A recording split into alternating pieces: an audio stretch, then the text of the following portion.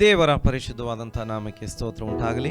ಮತ್ತೊಮ್ಮೆ ಎಲ್ಲ ಪ್ರೀತಿಯ ಸಹೋದರ ಸಹೋದರಿಯರೇ, ದೇವರ ಮಕ್ಕಳೇ, ನಿಮ್ಮೆಲ್ಲರನ್ನ ಈ ಆರಾಧನಾ ಕೂಟದಲ್ಲಿ ಸಂಧಿಸುವ ಹಾಗೆ ದೇವರು ಸಹಾಯ ಮಾಡಿದ್ದಾನೆ.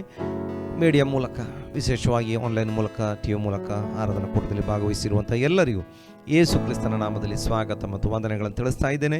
ಇದರಲ್ಲಿ ನಮ್ಮ ಕರ್ತನು ಮಾಡಿದ ಉಪಕಾರಗಳನ್ನು ನೆನೆಸಿಕೊಂಡು ಹಾಡುತ್ತಾ, ಸ್ತುತಿಸ್ತಾ, ಕೊಂಡಾಡೋಣ, ಪ್ರಾರ್ಥಿಸೋಣ. ಮಾತ್ರವಲ್ಲ, ವಾಕ್ಯದ ಮೂಲಕ ಕೂಡ ದೇವರು ನಮ್ಮೊಂದಿಗೆ ಮಾತನಾಡುವನಾಗಿದ್ದಾನೆ. ನಾವು ಪ್ರಾರ್ಥನೆ ಮಾಡುತ್ತಾ ಈ ಆರಾಧನಾ ಕೂಟವನ್ನು ಪ್ರಾರಂಭಿಸೋಣ. ಮಹಾಪರಿಶುದ್ಧನಾಗಿರುವಂಥ ನಮ್ಮ ಪರಲೋಕದ ತಂದೆಯಾಗಿರೋ ದೇವರೇ, ಈ ಒಳ್ಳೆಯ ಸಮಯಕ್ಕಾಗಿ ನಾವು ನಿನಗೆ ಸ್ತೋತ್ರ ಮಾಡುವರಾಗಿದ್ದೇವೆ. ವಾರವಿಡೀ ಅಪ್ಪ ನಮ್ಮನ್ನು ಕಾದು ಕಾಪಾಡಿ ನೂತನ ವಾರವನ್ನು, ನೂತನ ದಿನವನ್ನು ನಮಗೆ ಕೊಟ್ಟಿರುವಿ. ಈ ದಿನದಲ್ಲಿ ನಿನ್ನನ್ನು ಹಾಡಿ ಕೊಂಡಾಡಿ ಸ್ತುತಿಸುವುದಕ್ಕೆ ನಮಗೆ ಸಹಾಯ ಮಾಡು, ಪ್ರಾರ್ಥಿಸುವುದಕ್ಕೆ ಬಲಪಡಿಸು. ಮಾತ್ರವಲ್ಲ, ನಿನ್ನ ವಾಕ್ಯದ ಮೂಲಕ ನಮ್ಮೊಂದಿಗೆ ಮಾತನಾಡಿ ನಮ್ಮನ್ನು ಆಶೀರ್ವಾದ ಮಾಡು. ಅನೇಕರು ಸೇರಿ ಬಂದಿದ್ದಾರೆ, ವಿಶೇಷವಾಗಿ ಮೀಡಿಯಾ ಮೂಲಕವಾಗಿ. ಹೌದು ಕರ್ತನೆ, ಟಿವಿ, ಯೂಟ್ಯೂಬ್, ಫೇಸ್ಬುಕ್ ಮೂಲಕ ಅನೇಕರು ಆರಾಧನೆ ಕೂಟದಲ್ಲಿ ಜಾಯಿನ್ ಆಗಿದ್ದಾರೆ. ಎಲ್ಲರನ್ನ ನಿನ್ನ ಆಶೀರ್ವಾದ ಮಾಡು ಸ್ವಾಮಿ. ಮಾತ್ರವಲ್ಲ, ದೈವಿಕ ಬಿಡುಗಡೆ, ಸ್ವಸ್ಥತೆ, ಸಮಾಧಾನ, ಸೌಖ್ಯ, ಅಪ್ಪ ಆರೋಗ್ಯ ಹೊಂದಿಕೊಳ್ಳುವುದಕ್ಕೆ ನಿನ್ನ ಮಕ್ಕಳಿಗೆ ಸಹಾಯ ಮಾಡು. ಮಾತ್ರವಲ್ಲ, ಈ ಆರಾಧನಾ ಕೂಟ ಅವರ ಜೀವಿತದ ಆಶೀರ್ವಾದದ ಒಂದು ಮೈಲುಗಲ್ಲಾಗಿರುವಂತೆ ನೀನು ಸಹಾಯ ಮಾಡು. ಲೋಕದ ಎಲ್ಲ ಭಾಗಗಳಲ್ಲಿರುವಂಥ ದೇವಜನರ ಆರಾಧನಾ ಕೂಟಗಳನ್ನು ನಿನ್ನ ಆಶೀರ್ವಾದ ಮಾಡು. ನಿನ್ನ ಕರಗಳಲ್ಲಿ ಒಪ್ಪಿಸಿದ್ದೇವೆ. ಮುಂದಿನ ಭಾಗಗಳನ್ನೆಲ್ಲ ನಿನ್ನ ಪವಿತ್ರಾತ್ಮನ ನಿಯಂತ್ರಣಕ್ಕೆ ಒಪ್ಪಿಸಿದ್ದೇವೆ. ನಮ್ಮ ಪ್ರಾರ್ಥನೆ ಕೇಳಿದ್ದಿ, ಸ್ತೋತ್ರ ಯೇಸು ಕ್ರಿಸ್ತನ ನಾಮದಲ್ಲಿ ತಂದೆ, ಆಮೇನ್, ಆಮೇನ್, ಹಾಲೆಲೂಯ. ನಾವೆಲ್ಲರೂ ನಮ್ಮ ಕರ್ತನನ್ನು ಹಾಡುತ್ತಾ ಆರಾಧಿಸುವಂಥವರಾಗಿರೋಣ. ನಮಗೆ ಹೊಸ ಜೀವಿತವನ್ನು ಕೊಟ್ಟಂಥ, ಹೊಸ ಒಂದು ಆರಂಭವನ್ನು ಕೊಟ್ಟಂಥ ನಮ್ಮ ಕರ್ತನಿಗೆ ಪೂರ್ಣ ಮನದಿಂದ ನಾವು ಹಾಡುತ್ತಾ ಆರಾಧಿಸುವಂಥವರಾಗಿರೋಣ.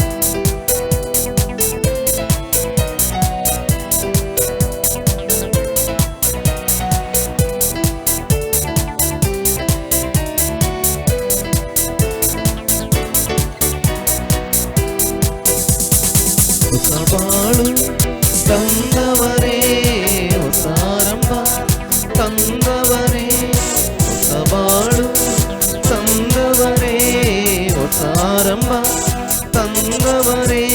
ಸ್ತೋತ್ರ ನಿಮಗೆ ಸ್ತೋತ್ರ, ಪೂರ್ಣ ಮನದಿಂದ ಸಲ್ಲಿಸುವೆ. ಸ್ತೋತ್ರ ನಿಮಗೆ ಸ್ತೋತ್ರ, ಅಂತರಾಳದಿಂದ ಸಲ್ಲಿಸುವೆ. ಸ್ತೋತ್ರ ನಿಮಗೆ ಸ್ತೋತ್ರ, ಪೂರ್ಣ ಮನದಿಂದ ಸಲ್ಲಿಸುವೆ. ಸ್ತೋತ್ರ ನಿಮಗೆ ಸ್ತೋತ್ರ, ಅಂತರಾಳದಿಂದ ಸಲ್ಲಿಸುವೆ. ಮಕ್ಕಳನ್ನು ಮರೆಯದಂತೆ ಈ ವಾರವೆಲ್ಲ ಪೋಷಿಸಿದೆ. ಮಕ್ಕಳನ್ನು ಮರೆಯದಂತೆ ಈ ವಾರವೆಲ್ಲ ಪೋಷಿಸಿದೆ. ಕೊರತೆಯನ್ನು ಕ್ರಿಸ್ತನ ಮಹಿಮೆಯಲ್ಲಿ ತೀರಿಸಿ ನಡೆಸಿರುವೆ. ಕೊರತೆಯನ್ನು ಕ್ರಿಸ್ತನ ಮಹಿಮೆಯಲ್ಲಿ ತೀರಿಸಿ ನಡೆಸಿರುವೆ. ಸ್ತೋತ್ರ ನಿಮಗೆ ಸ್ತೋತ್ರ, ಪೂರ್ಣ ಮನದಿಂದ ಸಲ್ಲಿಸುವೆ. ಸ್ತೋತ್ರ ನಿಮಗೆ ಸ್ತೋತ್ರ, ಅಂತರಾಳದಿಂದ ಸಲ್ಲಿಸುವೆ. ಸ್ತೋತ್ರ ನಿಮಗೆ ಸ್ತೋತ್ರ, ಪೂರ್ಣ ಮನದಿಂದ ಸಲ್ಲಿಸುವೆ. ಸ್ತೋತ್ರ ನಿಮಗೆ ಸ್ತೋತ್ರ, ಅಂತರಾಳದಿಂದ ಸಲ್ಲಿಸುವೆ. ಹಳೆಯದನ್ನು ಯೋಚಿಸದೆ, ಪುರಾತನವಾದದ್ದ ಚಿಂತಿಸದೆ. ಹಳೆಯದನ್ನು ಯೋಚಿಸದೆ, ಪುರಾತನವಾದದ್ದ ಚಿಂತಿಸದೆ. ಹೊಸ ಕಾರ್ಯ ಮಾಡಿರುವೆ, ನನ್ನ ಬೂದಿಯ ಶಿರೋಭೂಷಣವಾಗಿಸಿದೆ. ಹೊಸ ಕಾರ್ಯ ಮಾಡಿರುವೆ, ನನ್ನ ಬೂದಿಯ ಶಿರೋಭೂಷಣವಾಗಿಸಿದೆ. ಸ್ತೋತ್ರ ನಿಮಗೆ ಸ್ತೋತ್ರ, ಪೂರ್ಣ ಮನದಿಂದ ಸಲ್ಲಿಸುವೆ. ಸ್ತೋತ್ರ ನಿಮಗೆ ಸ್ತೋತ್ರ, ಅಂತರಾಳದಿಂದ ಸಲ್ಲಿಸುವೆ. ಸ್ತೋತ್ರ ನಿಮಗೆ ಸ್ತೋತ್ರ, ಪೂರ್ಣ ಮನದಿಂದ ಸಲ್ಲಿಸುವೆ.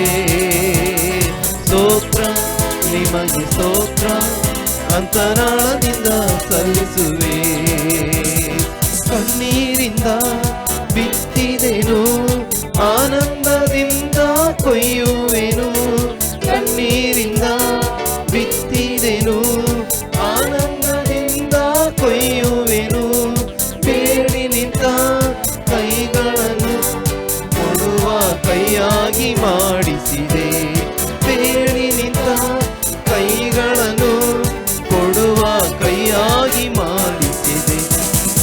ಸ್ತೋತ್ರ ನಿಮಗೆ ಸ್ತೋತ್ರ ಪೂರ್ಣ ಮನದಿಂದ ಸಲ್ಲಿಸುವೆ ಸ್ತೋತ್ರ ನಿಮಗೆ ಸ್ತೋತ್ರ ಅಂತರಾಳದಿಂದ ಸಲ್ಲಿಸುವೆ ಸ್ತೋತ್ರ ನಿಮಗೆ ಸ್ತೋತ್ರ ಪೂರ್ಣ ಮನದಿಂದ ಸಲ್ಲಿಸುವೆ ಸ್ತೋತ್ರ ನಿಮಗೆ ಸ್ತೋತ್ರ ಅಂತರಾಳದಿಂದ ಸಲ್ಲಿಸುವೆ ಹೊಸ ಬಾಳು ತಂದವರೇ ಹೊಸ ಆರಂಭ ತಂದವರೇ ಹೊಸ ಬಾಳು ತಂದವರೇ ಹೊಸ ಆರಂಭ ತಂದವರೇ ಸ್ತೋತ್ರ ನಿಮಗೆ ಸ್ತೋತ್ರ ಪೂರ್ಣ ಮನದಿಂದ ಸಲ್ಲಿಸುವೆ ಸ್ತೋತ್ರ ನಿಮಗೆ ಸ್ತೋತ್ರ ಅಂತರಾಳದಿಂದ ಸಲ್ಲಿಸುವೆ ಸ್ತೋತ್ರ ನಿಮಗೆ ಸ್ತೋತ್ರ ಪೂರ್ಣ ಮನದಿಂದ ಸಲ್ಲಿಸುವೆ ಸ್ತೋತ್ರ ನಿಮಗೆ ಸ್ತೋತ್ರ ಅಂತರಾಳದಿಂದ ಸಲ್ಲಿಸುವೆ ಹಾಲೆಲೂಯ ಹಾಲೆಲೂಯ ಹಾಲೆಲೂಯ.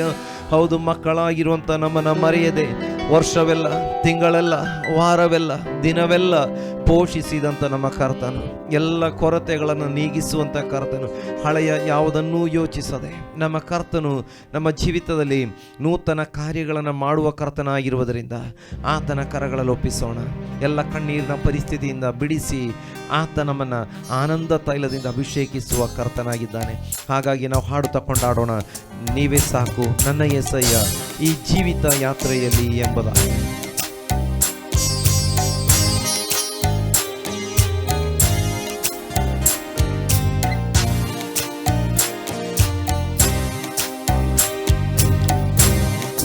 ನನ್ನ యేసయ్య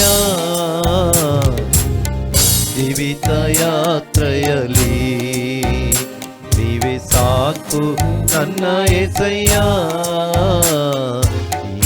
ಜೀವಿತ ಯಾತ್ರೆಯಲ್ಲಿ ಜಯವೇ ಜಯವೇ ನೀನಿರಲು ನನಗೆ ಜಯವೇ ಜಯವೇ ಜಯವೇ ನೀನಿರಲು ನನಗೆ ಜಯವೇ ನೀವೇ ಸಾಕು ನನ್ನ యేసయ్య ಜೀವಿತ ಯಾತ್ರೆಯಲ್ಲಿ ನೀವೇ ಸಾಕು ನನ್ನ యేసయ్య ಜೀವಿತ ಯಾತ್ರೆಯಲ್ಲಿ ರೋಗ ದುಃಖ ನನ್ನನ್ನು ಪಾಲಿಸುವಾಗ ಭಯಪಡೆನು ನಾನೆಂದಿಗೂ ರೋಗ ಸೌಖ್ಯದಾತ ಯೆಹೋವಾ ರಾಫ ನೀನೇ ನನ್ನ యేసయ్య ರೋಗ ದುಃಖ ನನ್ನನ್ನು ಹಿಂಬಾಲಿಸುವಾಗ ಭಯಪಡೆನು ನಾನೆಂದಿಗೂ ರೋಗ ಸೌಖ್ಯದಾತ ಯೆಹೋವಾ ರಾಫ ನೀನೇ ನನ್ನ యేసయ్య ನನ್ನ ನಾವಿಕ ನೀನೇ ಅಯ್ಯ ನನ್ನ ಜೊತೆಗಾರ ನೀನೇ ಅಯ್ಯ ನನ್ನ ನಾವಿಕ ನೀನೇ ಅಯ್ಯ ನನ್ನ ಜೊತೆಗಾರ ನೀನೇ ಅಯ್ಯ ಜಯವೇ ಜಯವೇ ನೀನಿರಲು ನನಗೆ ಜಯವೇ ಜಯವೇ ಜಯವೇ ನೀನಿರಲು ನನಗೆ ಜಯವೇ ನೀವೇ ಸಾಕು ನನ್ನ యేసయ్య ಈ ಜೀವಿತ ಯಾತ್ರೆಯಲ್ಲಿ ನೀವೇ ಸಾಕು ನೀ ನನ್ನ యేసయ్య ಈ ಜೀವಿತ ಯಾತ್ರೆಯಲ್ಲಿ ದುಷ್ಟ ಸೈನ್ಯ ನನ್ನನ್ನೆದಿರಿಸುವ ಭಯಪಡೆನು ನಾನೆಂದಿಗೂ ಯುದ್ಧ ವೀರ ಶೂರ ಯೆಹೋವಾ ನೀತಿ ನೀನೇ ನನ್ನ యేసయ్య ದುಷ್ಟ ಸೈನ್ಯ ನನ್ನನ್ನೆದುರಿಸುವಾಗ ಭಯಪಡೆನು ನಾನೆಂದಿಗೂ ಶೂರ ಯೆಹೋವಾ ನೀಸಿ ನೀನೇ ನನ್ನ ಏಸಯ್ಯ, ನನ್ನ ಜಯಧ್ವಜವು ನೀನೇ ಅಯ್ಯ, ನನ್ನ ಜೊತೆಗಾರ ನೀನೇ ಅಯ್ಯ, ನನ್ನ ಜಯಧ್ವಜವು ನೀನೇ ಅಯ್ಯ, ನನ್ನ ಜೊತೆಗಾರ ನೀನೇ ಅಯ್ಯ. ಜಯವೇ ಜಯವೇ ನೀನಿರಲು ನನಗೆ ಜಯವೇ, ಜಯವೇ ಜಯವೇ ನೀನಿರಲು ನನಗೆ ಜಯವೇ. ಜೀವಿತಾತ್ಮು ನನ್ನ యేసయ్య, ಈ ಜೀವಿತ ಯಾತ್ರೆಯಲ್ಲಿ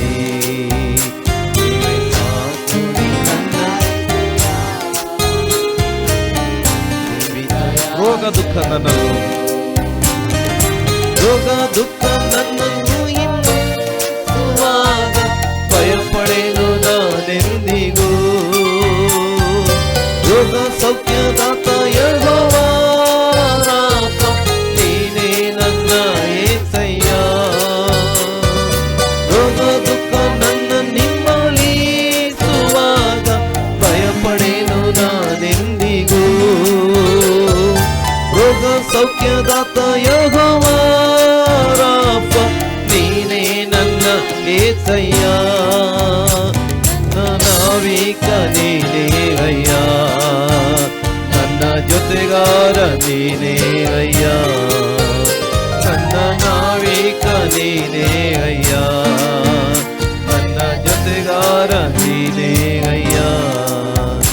ಜಯವೇ ಜಯವೇ ನೀನಿರಲು ನನಗೆ ಜಯವೇ, ಜಯವೇ ಜಯವೇ ನೀನಿರಲು ನನಗೆ ಜಯವೇ.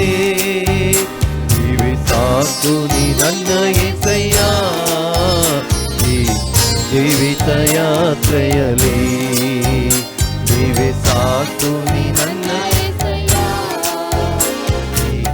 ಜೀವಿತ ಯಾತ್ರೆಯಲ್ಲಿ. Hallelujah hallelujah hallelujah.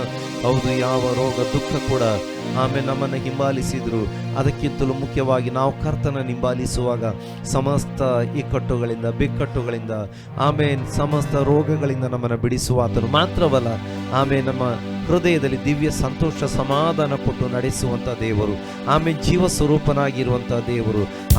ಆತನ ಪ್ರೀತಿಗಾಗಿ ದೇವರಿಗೆ ಸ್ತೋತ್ರ, ತಂದೆಯ ದಿನ ಪ್ರೀತಿಗಾಗಿ ದೇವರಿಗೆ ಸ್ತೋತ್ರ. ಆತನ ಕರಗಳಲ್ಲೊಪ್ಪಿಸಿ ಆ ಪರಲೋಕ ದೇವರು ಪರಾಕ್ರಮಶಾಲಿಯಾಗಿರುವ ಸಕಲವನ್ನು ಆಳುವಂಥ ಕರ್ತನ ಕರಗಳಲ್ಲಿ ನಮ್ಮನ್ನು ಒಪ್ಪಿಸಿ ಹಾಡುತ್ತಾ ಆತನನ್ನು ಆರಾಧಿಸೋಣ.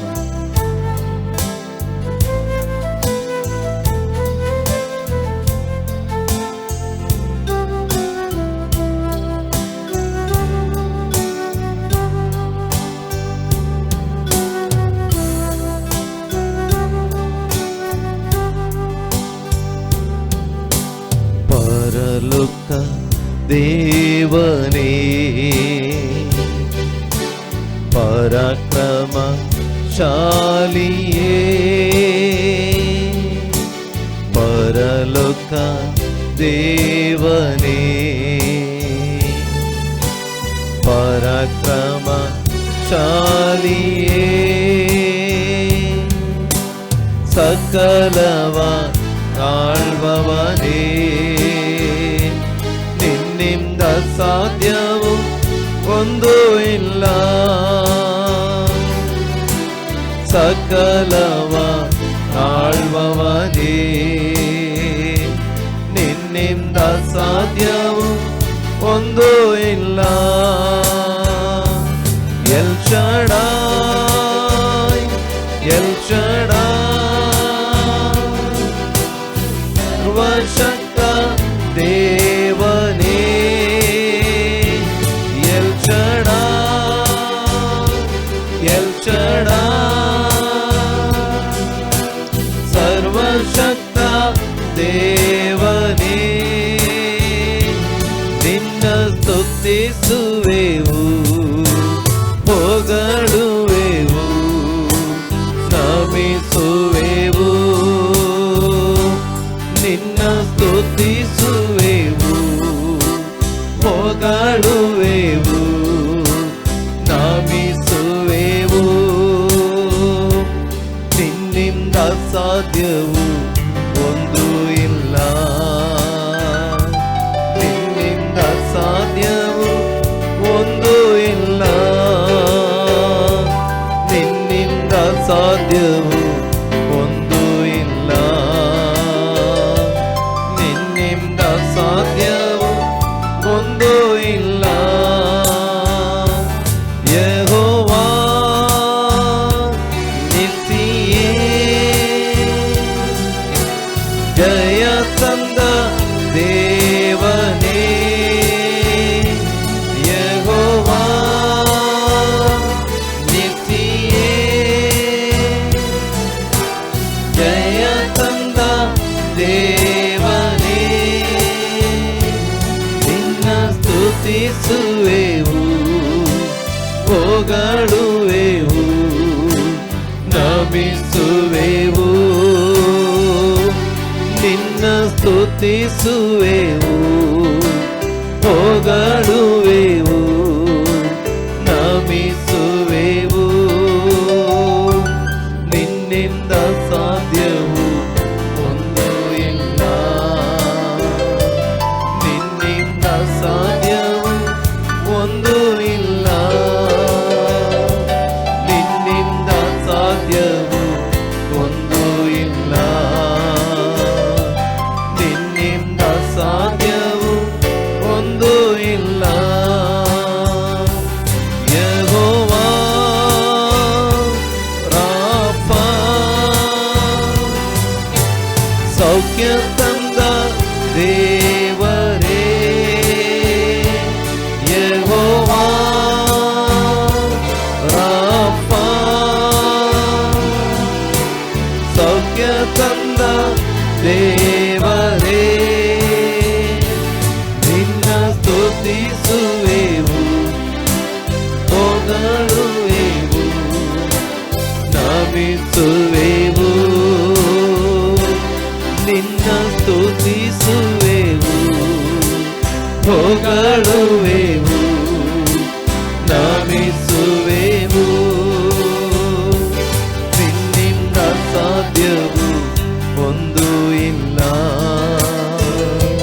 ನಿನ್ನಿಂದ ಸಾಧ್ಯವು ಒಂದು ಇಲ್ಲ, ನಿನ್ನಿಂದ ಸಾಧ್ಯವು ಒಂದು ಇಲ್ಲ, ನಿನ್ನಿಂದ ಸಾಧ್ಯವು ಒಂದು ಇಲ್ಲ. ಎಲ್ರೋಹಿ, ಎಲ್ರೋಹಿ, ಕಾಣುವ ದೇವನೇ, ಎಲ್ರೋಹಿ, ಎಲ್ರೋಹಿ,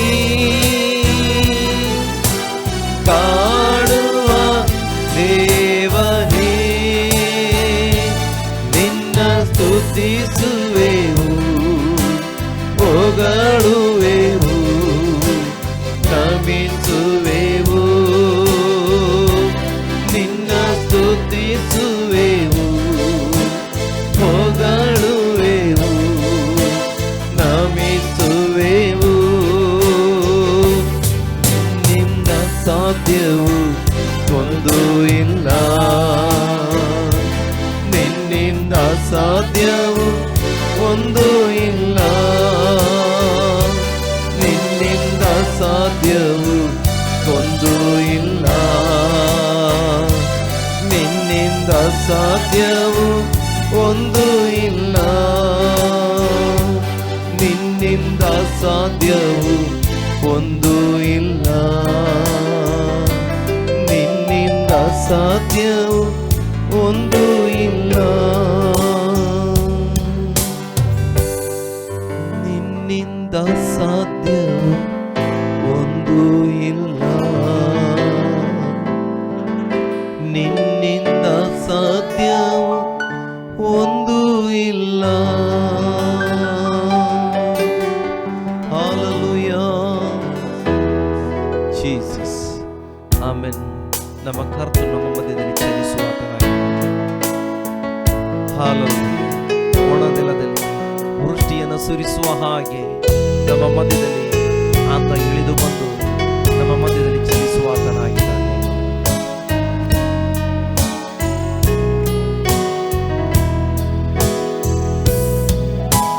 ಚಲಿಸುವ ಆತ್ಮನೇ ಪರಿಶುದ್ಧ ಆತ್ಮನೇ ಚಲಿಸುವ ಆತ್ಮನೇ ಪರಿಶುದ್ಧ ಆತ್ಮನೇ ಒಣನೆಲದು ವೃಷ್ಟಿ ಸುರಿಸ ಇಳಿದು ಬಾರಯ್ಯ.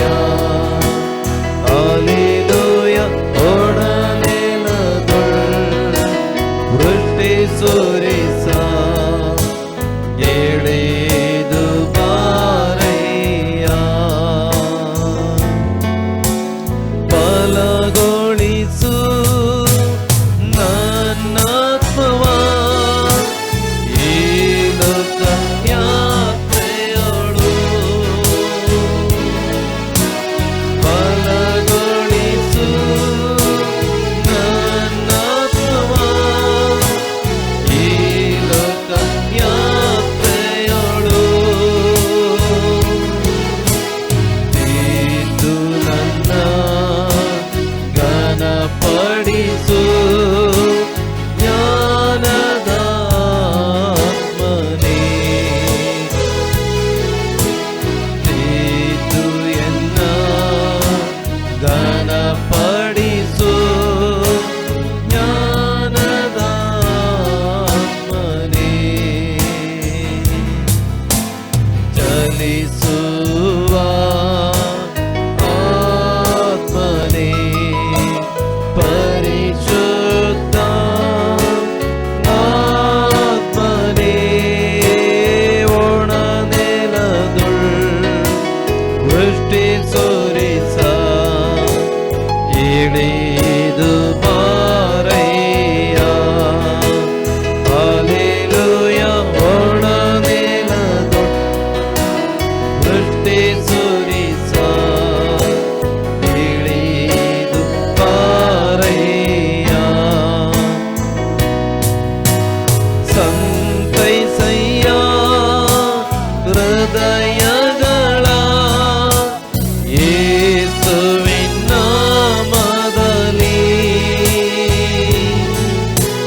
ಸಂತೈಸಯ್ಯ ಹೃದಯಗಳ ಯೇಸುವಿನ ನಾಮದಲ್ಲಿ.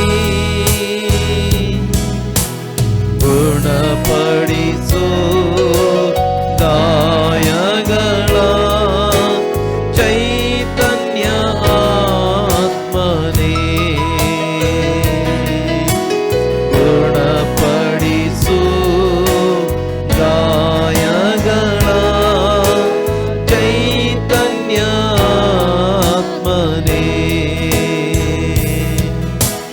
ಚಲಿಸುವ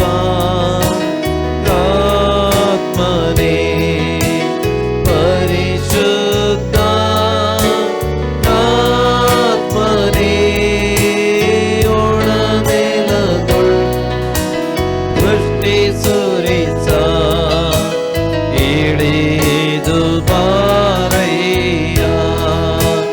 ಹಲ್ಲೆಲೂಯ. ಒಣನೆಲದುಳ್ ವೃಷ್ಟಿ ಸುರಿಸ ಇಳಿದು ಬಾರಯ್ಯ. ತೊಡೆದು ಬಿಡು ಕಣ್ಣೀರನ್ನು ನಿನ್ನಯ ಹಸ್ತದಿಂದ.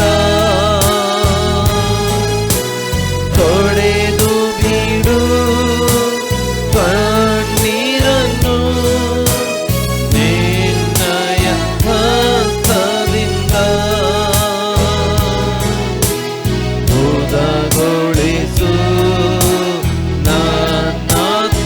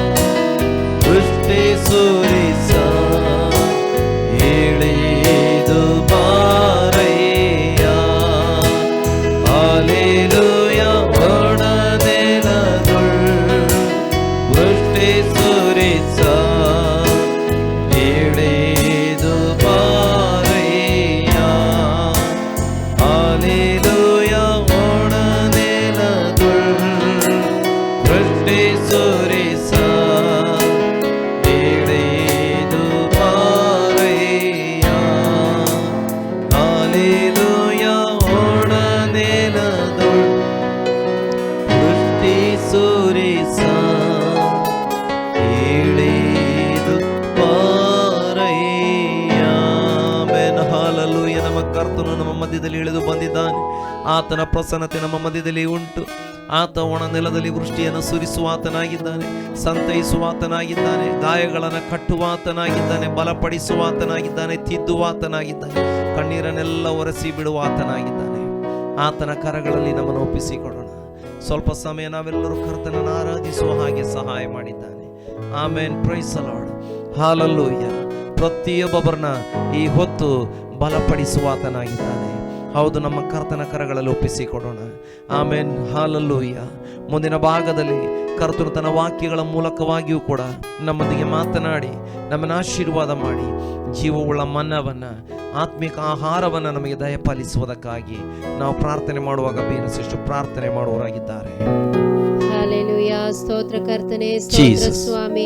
ಪ್ರೀತಿ ಸ್ವರೂಪನಾಗಿರುವ ನಮ್ಮ ಪರಲೋಕದ ತಂದೆಯಾದ ದೇವರೇ, ಅಪ್ಪ, ಈ ಸುಂದರವಾದ ಸಮಯಕ್ಕಾಗಿ ನಾವು ಸ್ತೋತ್ರ ಸಲ್ಲಿಸ್ತಾ ಇದ್ದೇವೆ.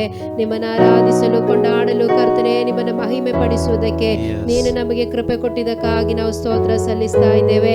ನೀವು ನಮ್ಮ ಮಧ್ಯದಲ್ಲಿ ಚಲಿಸುತ್ತಿರುವುದಕ್ಕಾಗಿ ಸ್ತೋತ್ರ ಸ್ವಾಮಿ.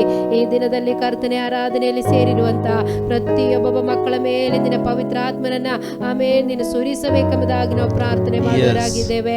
ಒಣನೆಲವಾಗಿರುವವರ ಮೇಲೆ ಸ್ವಾಮಿ ಅಪ್ಪ ನಿನ್ನ ವೃಷ್ಟಿಯನ್ನು ಸುರಿಸಬೇಕೆಂಬುದಾಗಿ ನಾವು ಪ್ರಾರ್ಥಿಸ್ತಾ ಇದ್ದೇವೆ. ಅಪ್ಪ, ಮನನೊಂದಂತ ಗಾಯಗಳುಳ್ಳವರಾಗಿ ದೇವರೇ ಸ್ತೋತ್ರ, ನಿನ್ನ ಮುಂದೆ ಇರುವವರಿಗೆ ಅಪ್ಪ ನೀನು ಗುಣಪಡಿಸಿ ಅವರ ಗಾಯಗಳನ್ನು ಕಟ್ಟಿ ಸ್ವಾಮಿ ಅಪ್ಪ ಪವಿತ್ರಾತ್ಮನೇ ನೀನು ನಡೆಸಬೇಕೆಂಬುದಾಗಿ ನಾವು ಪ್ರಾರ್ಥಿಸುವರಾಗಿದ್ದೇವೆ. ಕರ್ತನೆ, ನಿಮ್ಮ ನಾಮದ ಮಹಿಮೆಗಾಗಿ ಪ್ರೀತಿಯ ಮಕ್ಕಳೆಲ್ಲರನ್ನ ನೀನು ಉಪಯೋಗಿಸಬೇಕೆಂಬುದಾಗಿ ನಾವು ಪ್ರಾರ್ಥಿಸ್ತಾ ಇದ್ದೇವೆ. ಅವರಲ್ಲಿರುವಂತ ಎಲ್ಲ ಬಲಹೀನತೆಗಳನ್ನು ನೀಗಿಸು ಕರ್ತನೆ. ಪವಿತ್ರಾತ್ಮನಿಂದ ನಿನ್ನ ಮಕ್ಕಳನ್ನು ತುಂಬಿಸಿ ಅಭಿಷೇಕಿಸಿ ನಡೆಸಬೇಕೆಂಬುದಾಗಿ ನಾವು ಪ್ರಾರ್ಥಿಸ್ತಾ ಇದ್ದೇವೆ. ಅವರ ಕಣ್ಣೀರನ್ನೆಲ್ಲ ನೀನು ಹರಿಸಲಿಕ್ಕೆ ಶಕ್ತನಾದ ದೇವರಾಗಿದೆ. ಅದಕ್ಕಾಗಿ ನಿಮಗೆ ಸ್ತೋತ್ರ. ಈ ದಿನದಲ್ಲಿ ವಾಕ್ಯ ಭಾಗದಿಂದ ಕೂಡ ಅಪ್ಪ ನಿನ್ನ ಮಕ್ಕಳಾದ ನಮ್ಮ ಸಂಗಡ ಮಾತನಾಡಬೇಕೆಂಬುದಾಗಿ ನಾವು ಪ್ರಾರ್ಥಿಸ್ತಾ ಇದ್ದೇವೆ. ಪ್ರತಿಯೊಬ್ಬೊಬ್ಬರನ್ನ ಕರ್ತನೆ ನೀನು ಮುಟ್ಟು ಸ್ವಾಮಿ, ಪ್ರತಿಯೊಬ್ಬೊಬ್ಬರನ್ನ ಆತ್ಮಿಕವಾಗಿ ಬಲಪಡಿಸಬೇಕೆಂಬುದಾಗಿ ನಾವು ಪ್ರಾರ್ಥಿಸ್ತಾ ಇದ್ದೇವೆ. ವಾಕ್ಯದಿಂದ ಬಲ ಹೊಂದಿದವರಾಗಿ ಅಪ್ಪ ನಿಮ್ಮ ನಾಮದ ಮಹಿಮೆಗಾಗಿ ಜೀವಿಸುವಂತೆ ಎಲ್ಲಾ ರೀತಿಯ ಶೋಧನೆಗಳನ್ನು ಜಯಿಸುವುದಕ್ಕೆ ನಿನ್ನ ಮಕ್ಕಳಿಗೆ ಅಪ್ಪ ನಿನ್ನ ಕೃಪೆ ಕೊಟ್ಟು ನಡೆಸಬೇಕೆಂಬುದಾಗಿ ನಾವು ಪ್ರಾರ್ಥಿಸ್ತಾ ಇದ್ದೇವೆ. ಮುಂದಿನ ಎಲ್ಲಾ ಭಾಗಗಳಲ್ಲಿ ನೀವು ಮಹಿಮೆ ಹೊಂದಬೇಕೆಂಬುದಾಗಿ ನಾವು ಪ್ರಾರ್ಥಿಸುತ್ತಾ ಎಲ್ಲ ಸ್ತುತಿಗನ ಮಾನ ಮಹಿಮೆ ನಿಮಗೆ ಸಮರ್ಪಿಸುತ್ತಾ ಇದ್ದೇವೆ ಸ್ವಾಮಿ. ಯೇಸು ಕ್ರಿಸ್ತನ ನಾಮದಲ್ಲಿ ಬೇಡಿಕೊಳ್ಳುತ್ತೇವೆ ಪರಲೋಕದ ತಂದೆ. ಆಮೆನ್. ಆಮೆನ್. ಹಲ್ಲೆಲೂಯಾ. ಹಲ್ಲೆಲೂಯಾ. ದೇವರ ನಾಮಕ್ಕೆ ಸ್ತೋತ್ರ ಉಂಟಾಗಲಿ. ಎಲ್ಲ ಪ್ರೀತಿಯ ಸಹೋದರ ಸಹೋದರಿಯರೇ, ಪ್ರೀತಿಯ ದೇವರ ಮಕ್ಕಳೇ, ನಿಮ್ಮೆಲ್ಲರಿಗೂ ಮತ್ತೊಮ್ಮೆ ಈ ಆರಾಧನಾ ಕೂಟದಲ್ಲಿ ಸ್ವಾಗತಗಳನ್ನು ತಿಳಿಸ್ತಾ ಇದ್ದೇನೆ. ಸ್ವಲ್ಪ ಹೊತ್ತು ನಾವೆಲ್ಲರೂ ಕರ್ತನನ್ನು ಹಾಡಿ ಆರಾಧಿಸುವಂತೆ, ಕೊಂಡಾಡುವಂತೆ, ಪ್ರಾರ್ಥಿಸುವಂತೆ ದೇವರು ಸಹಾಯ ಮಾಡಿದ್ದಾನೆ. ಈ ಹೊತ್ತು ನಾವು ದೇವರ ವಾಕ್ಯವನ್ನು ಧ್ಯಾನಿಸುವಂಥವರಾಗಿರೋಣ ಮತ್ತು ದೇವರು ತನ್ನ ವಾಕ್ಯದ ಮೂಲಕ ನಮ್ಮನ್ನು ಆಶೀರ್ವದಿಸುವಂಥ ದೇವರಾಗಿದ್ದಾನೆ. ಈ ಹೊತ್ತು ನಾವು ಧ್ಯಾನಕ್ಕಾಗಿ ತೆಗೆದುಕೊಳ್ಳುವಂಥ ವಾಕ್ಯ 122ನೇ ಕೀರ್ತನೆ, ಅದರ 6ರಿಂದ ಇರುವಂಥ ವಾಕ್ಯಗಳು. ಯೆರೂಸಲೇಮಿನ ಶುಭಕ್ಕೋಸ್ಕರ ಪ್ರಾರ್ಥಿಸಿರಿ. ಯೆರೂಸಲೇಮೇ, ನಿನ್ನನ್ನು ಪ್ರೀತಿಸುವವರಿಗೆ ಸೌಭಾಗ್ಯ ಉಂಟಾಗಲಿ. ನಿನ್ನ ಪೌಳಿ ಗೋಡೆಗಳೊಳಗೆ ಶುಭ ಉಂಟಾಗಲಿ. ನಿನ್ನ ಅರಮನೆಗಳಲ್ಲಿ ಸೌಭಾಗ್ಯವಿರಲಿ. ನಿನ್ನ ಬಂಧು ಮಿತ್ರರ ನಿಮಿತ್ತವಾಗಿ ನಿನಗೆ ಶುಭವಾಗಲೆಂದು ಹೇಳುತ್ತೇನೆ. ನಮ್ಮ ಯೆಹೋವ ದೇವರ ಮಂದಿರ ನಿಮಿತ್ತವಾಗಿ ನಿನಗೆ ಸುಕ್ಷೇಮವನ್ನು ಹಾರೈಸುತ್ತೇನೆ. ದೇವರ ನಾಮಕ್ಕೆ ಸ್ತೋತ್ರ ಉಂಟಾಗಲಿ. ಈ ದಿನಗಳಲ್ಲಿ ನಾವು ನೋಡ್ತಾ ಇದ್ದೇವೆ, ಇಸ್ರಾಯೇಲ್ ದೇಶಕ್ಕೆ ವಿರುದ್ಧವಾಗಿ, ಯೆರೂಸಲೇಮಿಗೆ ವಿರುದ್ಧವಾಗಿ, ಯಹೂದ್ಯರಿಗೆ ವಿರುದ್ಧವಾಗಿ ಅನೇಕ ರೀತಿಯಲ್ಲಿ ದಾಳಿಗಳು, ಉಗ್ರವಾದಿ ದಾಳಿಗಳು ಮತ್ತು ಅದಕ್ಕೆ ಕೌಂಟರಾಗಿ ವಿರೋಧವಾಗಿ ಇಸ್ರಾಯೇಲ್ ದೇಶ ಮಾಡುತ್ತಿರುವಂಥ ದಾಳಿಗಳು ಅಥವಾ ಒಂದು ಯುದ್ಧದ ವಾತಾವರಣ ಅಥವಾ ಯುದ್ಧವನ್ನು ನಾವು ನೋಡ್ತಾ ಇದ್ದೇವೆ. ಆದರೆ ದೇವರ ವಾಕ್ಯದಲ್ಲಿ ನಾವು ನೋಡ್ತೇವೆ, ಇದು ಕಡೆಯ ಕಾಲದ ಲಕ್ಷಣ ಅಥವಾ ಲಕ್ಷಣಗಳಲ್ಲಿ ಒಂದು ಎಂಬುದಾಗಿ. ನಾವು ಜಕರೀಯನ ಗ್ರಂಥದಲ್ಲಿ ನೋಡ್ತೇವೆ, ಹೌದು, ಕಡೆಯ ಕಾಲದಲ್ಲಿ, ಅಂತ್ಯಕಾಲದಲ್ಲಿ, ಹೌದು, ಲೋಕದ ಎಲ್ಲ ಜನಾಂಗಗಳು ಯೆರೂಸಲೇಮಿಗೆ ವಿರುದ್ಧವಾಗಿ ಸೇರಿ ಬರುವರು ಎಂಬುದಾಗಿ ನಮಗೆ ಜಕರೀಯನ ಪ್ರವಾದನ ಗ್ರಂಥದಲ್ಲಿ ನಮಗೆ ಸ್ಪಷ್ಟವಾಗಿ ನೋಡುವುದಕ್ಕೆ ಸಾಧ್ಯವಾಗ್ತದೆ. ನಾವು ಜಕರೀಯನ ಪ್ರವಾದನ ಗ್ರಂಥದಲ್ಲಿ 14ನೇ ಅಧ್ಯಾಯ ಅದರ 2ನೇ ವಾಕ್ಯದಲ್ಲಿ ನೋಡ್ತೇವೆ, ನಾನು ಸಕಲ ಜನಾಂಗಗಳನ್ನು ಯೆರೂಸಲೇಮಿಗೆ ವಿರುದ್ಧವಾಗಿ ಕೂಡಿಸುವೆನು, ಅವು ಪಟ್ಟಣವನ್ನು ಆಕ್ರಮಿಸಿಕೊಂಡು ಮನೆಗಳನ್ನು ಸೂರೆ ಮಾಡಿ ಹೆಂಗಸರನ್ನು ಕೆಡಿಸುವವು. ಪಟ್ಟಣದ ಅರವಾಸಿ ಜನರು ಸೆರೆಗೆ ಹೋಗುವರು, ಮಿಕ್ಕವರು ಪಟ್ಟಣದಲ್ಲಿ ಉಳಿಯುವರು. ದೇವ್ರ ನಾಮಕ್ಕೆ ಸ್ತೋತ್ರ. ನಾವು ಈ ಕಾಲದ, ಈ ಆಧುನಿಕ ಕಾಲದ ಇಸ್ರಾಯೇಲ್ ದೇಶವನ್ನು ನೋಡುವಾಗ ಹೆಚ್ಚು ಕಡಿಮೆ 2600 ಅಥವಾ 500 ವರ್ಷಗಳ 2500 ವರ್ಷಗಳ ಒಂದು ಕಾಲ ಅಥವಾ 2.5 ಸಹಸ್ರಮಾನಗಳ ಕಾಲ ಅವರಿಗೆ ದೇಶವಿಲ್ಲದೆ ಅವರು ಲೋಕದಲ್ಲಿ ಅಲೆದಾಡಿ ಕಡೆಯದಾಗಿ ದೇವರ ವಾಗ್ದಾನದ ಪ್ರಕಾರ ಅವರು ಸ್ವದೇಶಕ್ಕೆ ಹಿಂತಿರುಗಿ ಬಂದರು ಎಂಬುದಾಗಿ ನಾವು ನೋಡ್ತೇವೆ. ಅವರು ಸ್ವದೇಶಕ್ಕೆ ದೇವರ ಒಂದು ಚಿತ್ತದ ಪ್ರಕಾರವಾಗಿ ಮರಳಿ ಬಂದಿದ್ದಾರೆ. ಆದರೆ ಅದನ್ನು ನಾವು ನೋಡ್ತೇವೆ ಒಂದು ತಲೆಮಾರುಗಳಷ್ಟು ಹಿಂದೆ, ಅಂದರೆ ನಮ್ಮ ಭಾರತಕ್ಕೆ ಸ್ವಾತಂತ್ರ್ಯ ಸಿಕ್ಕಿದ್ದು 1947ರಲ್ಲಿ ಆಗಿರುವಾಗ ಇಸ್ರಾಯೇಲ್ ದೇಶ ಆಧುನಿಕ ಕಾಲದಲ್ಲಿ ಸ್ಥಾಪನೆಯಾಗಿದ್ದು. ಅದಕ್ಕೆ ಸ್ವಾತಂತ್ರ್ಯ ಸಿಕ್ತು ಅನ್ನುವುದಕ್ಕಿಂತ ಸ್ಥಾಪನೆಯಾಯಿತು, ಮರುಸ್ಥಾಪನೆಯಾಯಿತು. ಅದು 1948ನೇ ಇಸವಿ ಮೇ 14ನೇ ತಾರೀಕು. ನೋಡಿ, ಒಂದು ಚಿಕ್ಕ ಭೂಪ್ರದೇಶವಾಗಿ ಕೆಲವು ಲಕ್ಷಗಳಷ್ಟೇ, ಸ್ವಲ್ಪವೇ ಜನ ಇದ್ದ ದೇಶವಾಗಿ ಅದು ಮರುಸ್ಥಾಪನೆಯಾಯಿತು. ಆದರೆ ಆ ದಿನದಿಂದ ಅದು ಅನೇಕ ರೀತಿಯಲ್ಲಿ ಹೋರಾಟಗಳನ್ನು, ಯುದ್ಧಗಳನ್ನು ಮಾಡಿಕೊಂಡು ಅಥವಾ ಹೋರಾಟಗಳನ್ನು ಎದುರಿಸಿಕೊಂಡು ಯುದ್ಧಗಳನ್ನು ಮಾಡುವಂಥ ಅನಿವಾರ್ಯ ಪರಿಸ್ಥಿತಿಗಳ ಮೂಲಕ ದಾಟಿ ಹೋಗಿ ಪ್ರತಿ ಯುದ್ಧದಲ್ಲಿ ತನ್ನ ಒಂದು ಪ್ರಾಂತವನ್ನು ವಿಸ್ತರಿಸಿಕೊಳ್ಳುತ್ತಾ ಬಹಳಷ್ಟು ಶತ್ರು ದೇಶಗಳ ಮಧ್ಯದಲ್ಲಿ ಅದು ಉಳಿದುಕೊಂಡು ಈ ದಿನದವರೆಗೆ ಅದು ಲೋಕಕ್ಕೆ ಒಂದು ಆಶೀರ್ವಾದವಾಗಿ ಉಳಿಯಿತು ಎಂಬುದಾಗಿ ನಾವು ನೋಡ್ತೇವೆ. ಬಹಳಷ್ಟು ರೀತಿಯ ಸಂಶೋಧನೆಗಳು, ಬಹಳಷ್ಟು ರೀತಿಯ ಆವಿಷ್ಕಾರಗಳು ಯಹೂದ್ಯರ ಮೂಲಕವೇ ಲೋಕದಲ್ಲಿ ನಡೆದವು. ಪ್ರತಿ ವರ್ಷ ನೋಬೆಲ್ ಬಹುಮಾನ ವಿತರಣೆಯಲ್ಲಿ ನಾವು ನೋಡುವಾಗ ಯಹೂದ್ಯರು ಅನೇಕರು ಪ್ರತಿ ವರ್ಷದಲ್ಲಿ ನೋಬೆಲ್ ಬಹುಮಾನವನ್ನು ಪಡೆದುಕೊಳ್ಳುವವರಾಗಿದ್ದಾರೆ. ಲೋಕದಲ್ಲಿ ಅತಿ ಹೆಚ್ಚು ನೋಬೆಲ್ ಬಹುಮಾನ ಪಡೆದಿರುವಂಥದ್ದು ಯಹೂದ್ಯರ ಪಂಗಡಗಳಿಂದ ಅಥವಾ ಯಹೂದ್ಯರಿಂದ. ನೋಡಿ, ಲೋಕದ ಜನಸಂಖ್ಯೆಯಲ್ಲಿ 800 ಕೋಟಿ ಜನಸಂಖ್ಯೆಯಲ್ಲಿ ಹತ್ತಿರ 2 ಕೋಟಿ ಯಹೂದ್ಯರಿದ್ದಾರೆ. 2 ಕೋಟಿ ಪೂರ್ತಿಯಾಗಿ ಇಲ್ಲ, ಆದರೆ ಹತ್ತಿರ 2 ಕೋಟಿಯಷ್ಟು ಯಹೂದ್ಯರಿದ್ದಾರೆ. ಅಂದರೆ 400 ಜನರಿಗೆ ಒಬ್ಬರು, ಅಥವಾ ಶೇಕಡಾವಾರು ಲೆಕ್ಕ ಮಾಡುವುದಾದರೆ 0.25 ಎಂಬುದಾಗಿ. ಅಂದರೆ 1% ಇಲ್ಲ, 1% ಅಥವಾ ಅದರ ಕಾಲು ಭಾಗ, 400ಕ್ಕೆ ಒಬ್ಬರ ಹಾಗೆ. ಆದರೆ ನೋಬೆಲ್ ಬಹುಮಾನ ಪಡೆದುಕೊಂಡಂಥ ಒಂದು ಲೆಕ್ಕಾಚಾರವನ್ನು ಮಾಡುವುದಾದರೆ ಜನಸಂಖ್ಯೆ ಆಧಾರದಲ್ಲಿ ಹೇಳಬೇಕು, ಅಥವಾ ಹೇಳಿದರೆ ಕಾಲು ಭಾಗ, 1%ದ ಕಾಲು ಭಾಗ ಇದ್ದರೆ ನೋಬೆಲ್ ಬಹುಮಾನದ ಲೆಕ್ಕಾಚಾರದ ಪ್ರಕಾರ ಹೇಳುವಾಗ 22 ಅಥವಾ 22.5% ನೋಬೆಲ್ ಬಹುಮಾನವನ್ನು ಯಹೂದ್ಯರ ಒಂದು ಪಂಗಡಕ್ಕೆ ಸೇರಿದವರೇ ಪಡೆದುಕೊಂಡಿದ್ದಾರೆ. ನೋಡಿ, ಇಷ್ಟೊಂದು ಆಶೀರ್ವಾದಗಳು ಅವರ ಮೂಲಕ ಲೋಕಕ್ಕೆ ಬಂತು. ಇದನ್ನು ನಾವು ನೋಡ್ತೇವೆ.